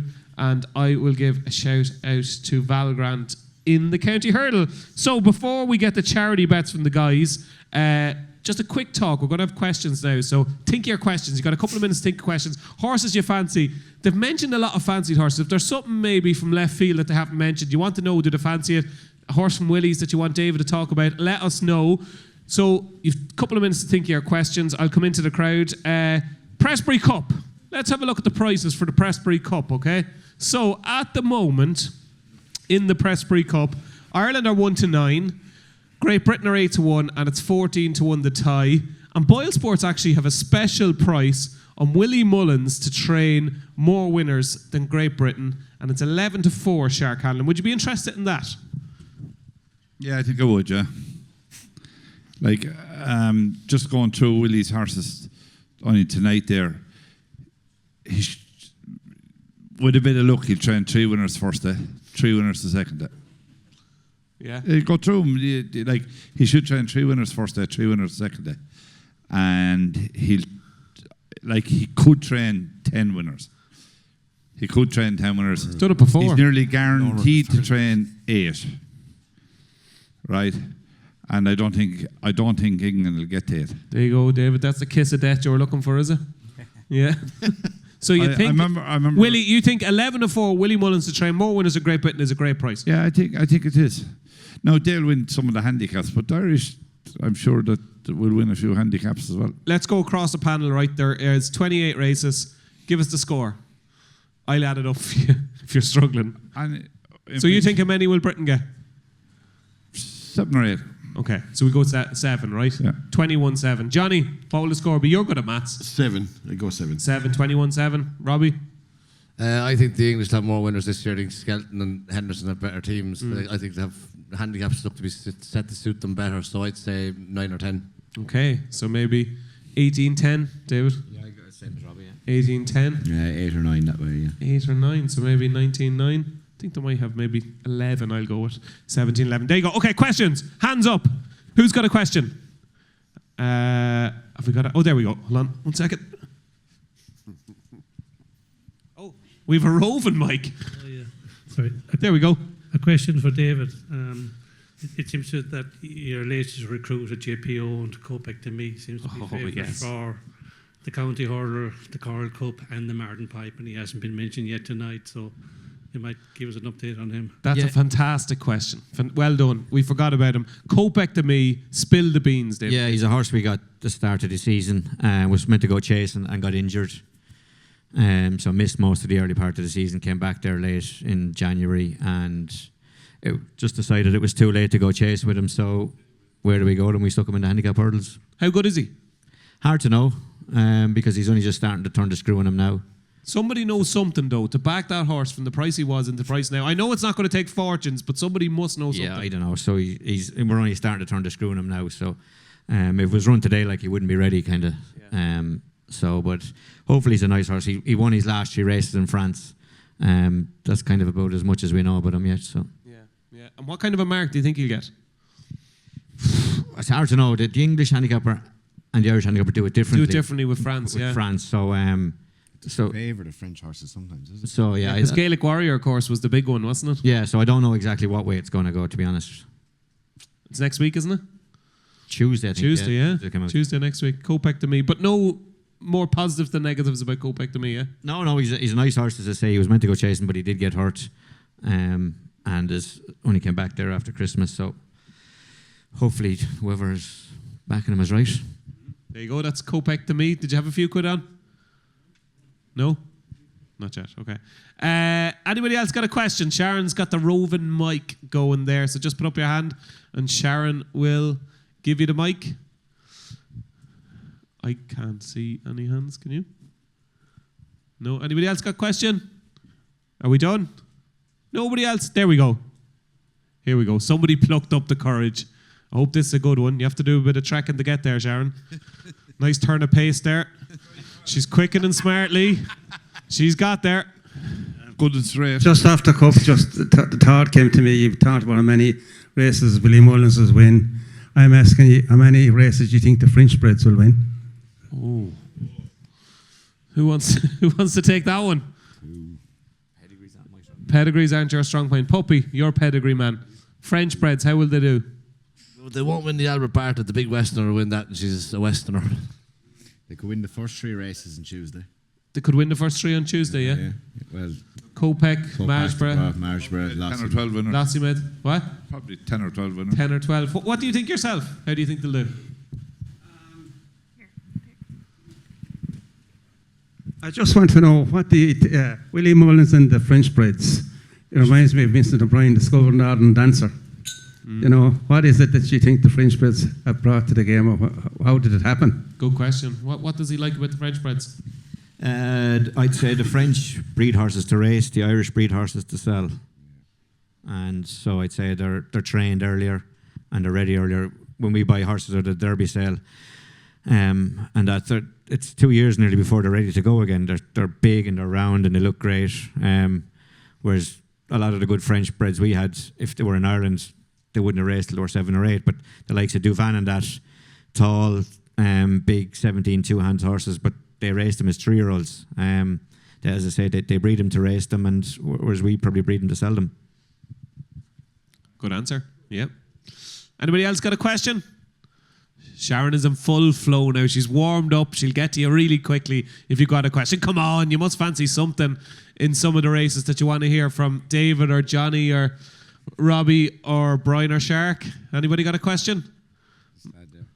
Yeah, here we go.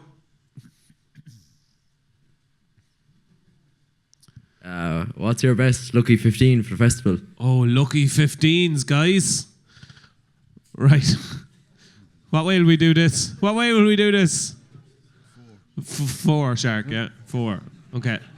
Right, Jonny. Jonny, you've done this. You did it last week in the Racing Post. Yeah. Give the man a lucky 15 for Cheltenham. Yeah, I'll go for lucky 15. One winner, you get your money back or whatever. So, Total Luck, Cowabunga, the horse in the Ultimate, what's he called again? The horse in the Ultimate. The Changing Man as 3. And I'll go Crebbley 4, yeah, in the plate, yeah. There's 4, yeah. Anybody else want to have a go with Shark? Could be here all night. No? Okay, that's your first selection. Anything else? Okay, there we go. Anybody else want to give a lucky 15? David, give us a Willie lucky 15 there. Oh. Give us 4. I gave one earlier.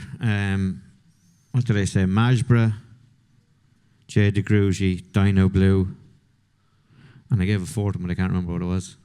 Okay. No, I don't think so.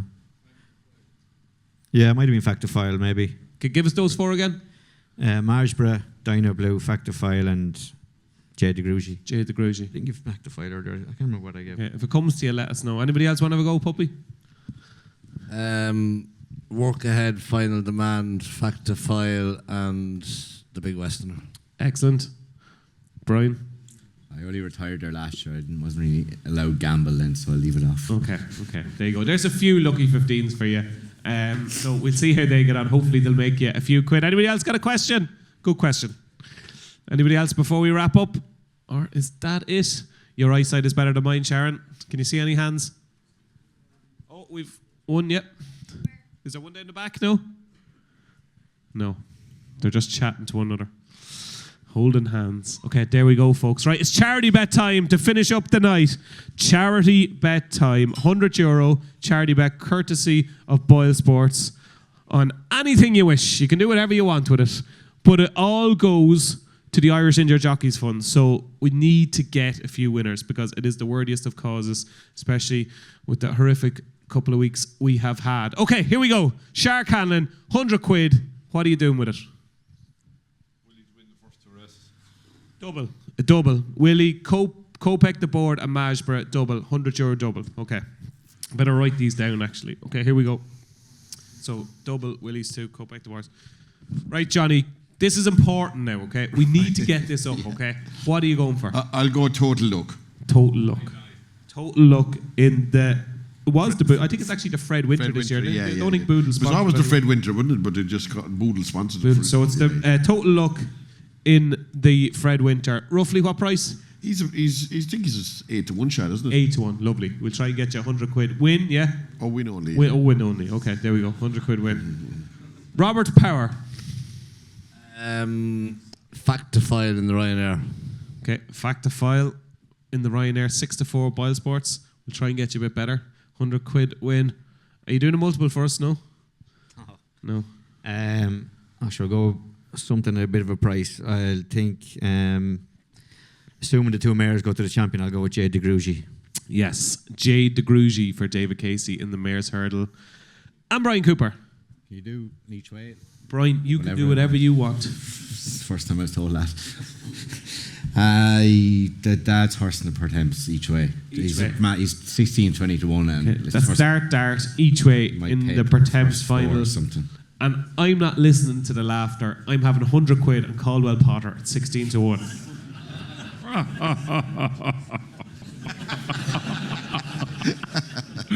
Oh my God. London Heart. There you go. 100 quid, 16 to 1. Caldwell Potter in the Jack Richards Novices Handicap Chase on Thursday. So there you go. You've got, hopefully some of them will come up trumps. I think we actually had a really good charity bets last year when we did this panel up in Tyrone. But that is it, folks. That is it for the Boyle Sports Destination Cheltenham Preview. Yeah. As I said, all donations greatly received for the Irish Injured Jockeys Fund. So if you can at all, go onto the website and try and donate, especially with the couple of weeks that we've had. My thanks to everybody who's helped put this night together, to Sharon and Bryan in Boyle Sports who've done a terrific job, to Joe who've put the production team together, to everybody here at Limerick Racecourse, to you guys for coming and attending. Don't forget you can watch the clips back on Boyle Sports social media channels and on YouTube over the next couple of weeks. And enjoy Cheltenham. It's a great time to be alive. Cheltenham 2025 is just around the corner. My thanks to Shark Hanlon, to Jonny Dineen, to Robert Power, David Casey and Brian Cooper. I've been David Jennings. Thank you very much.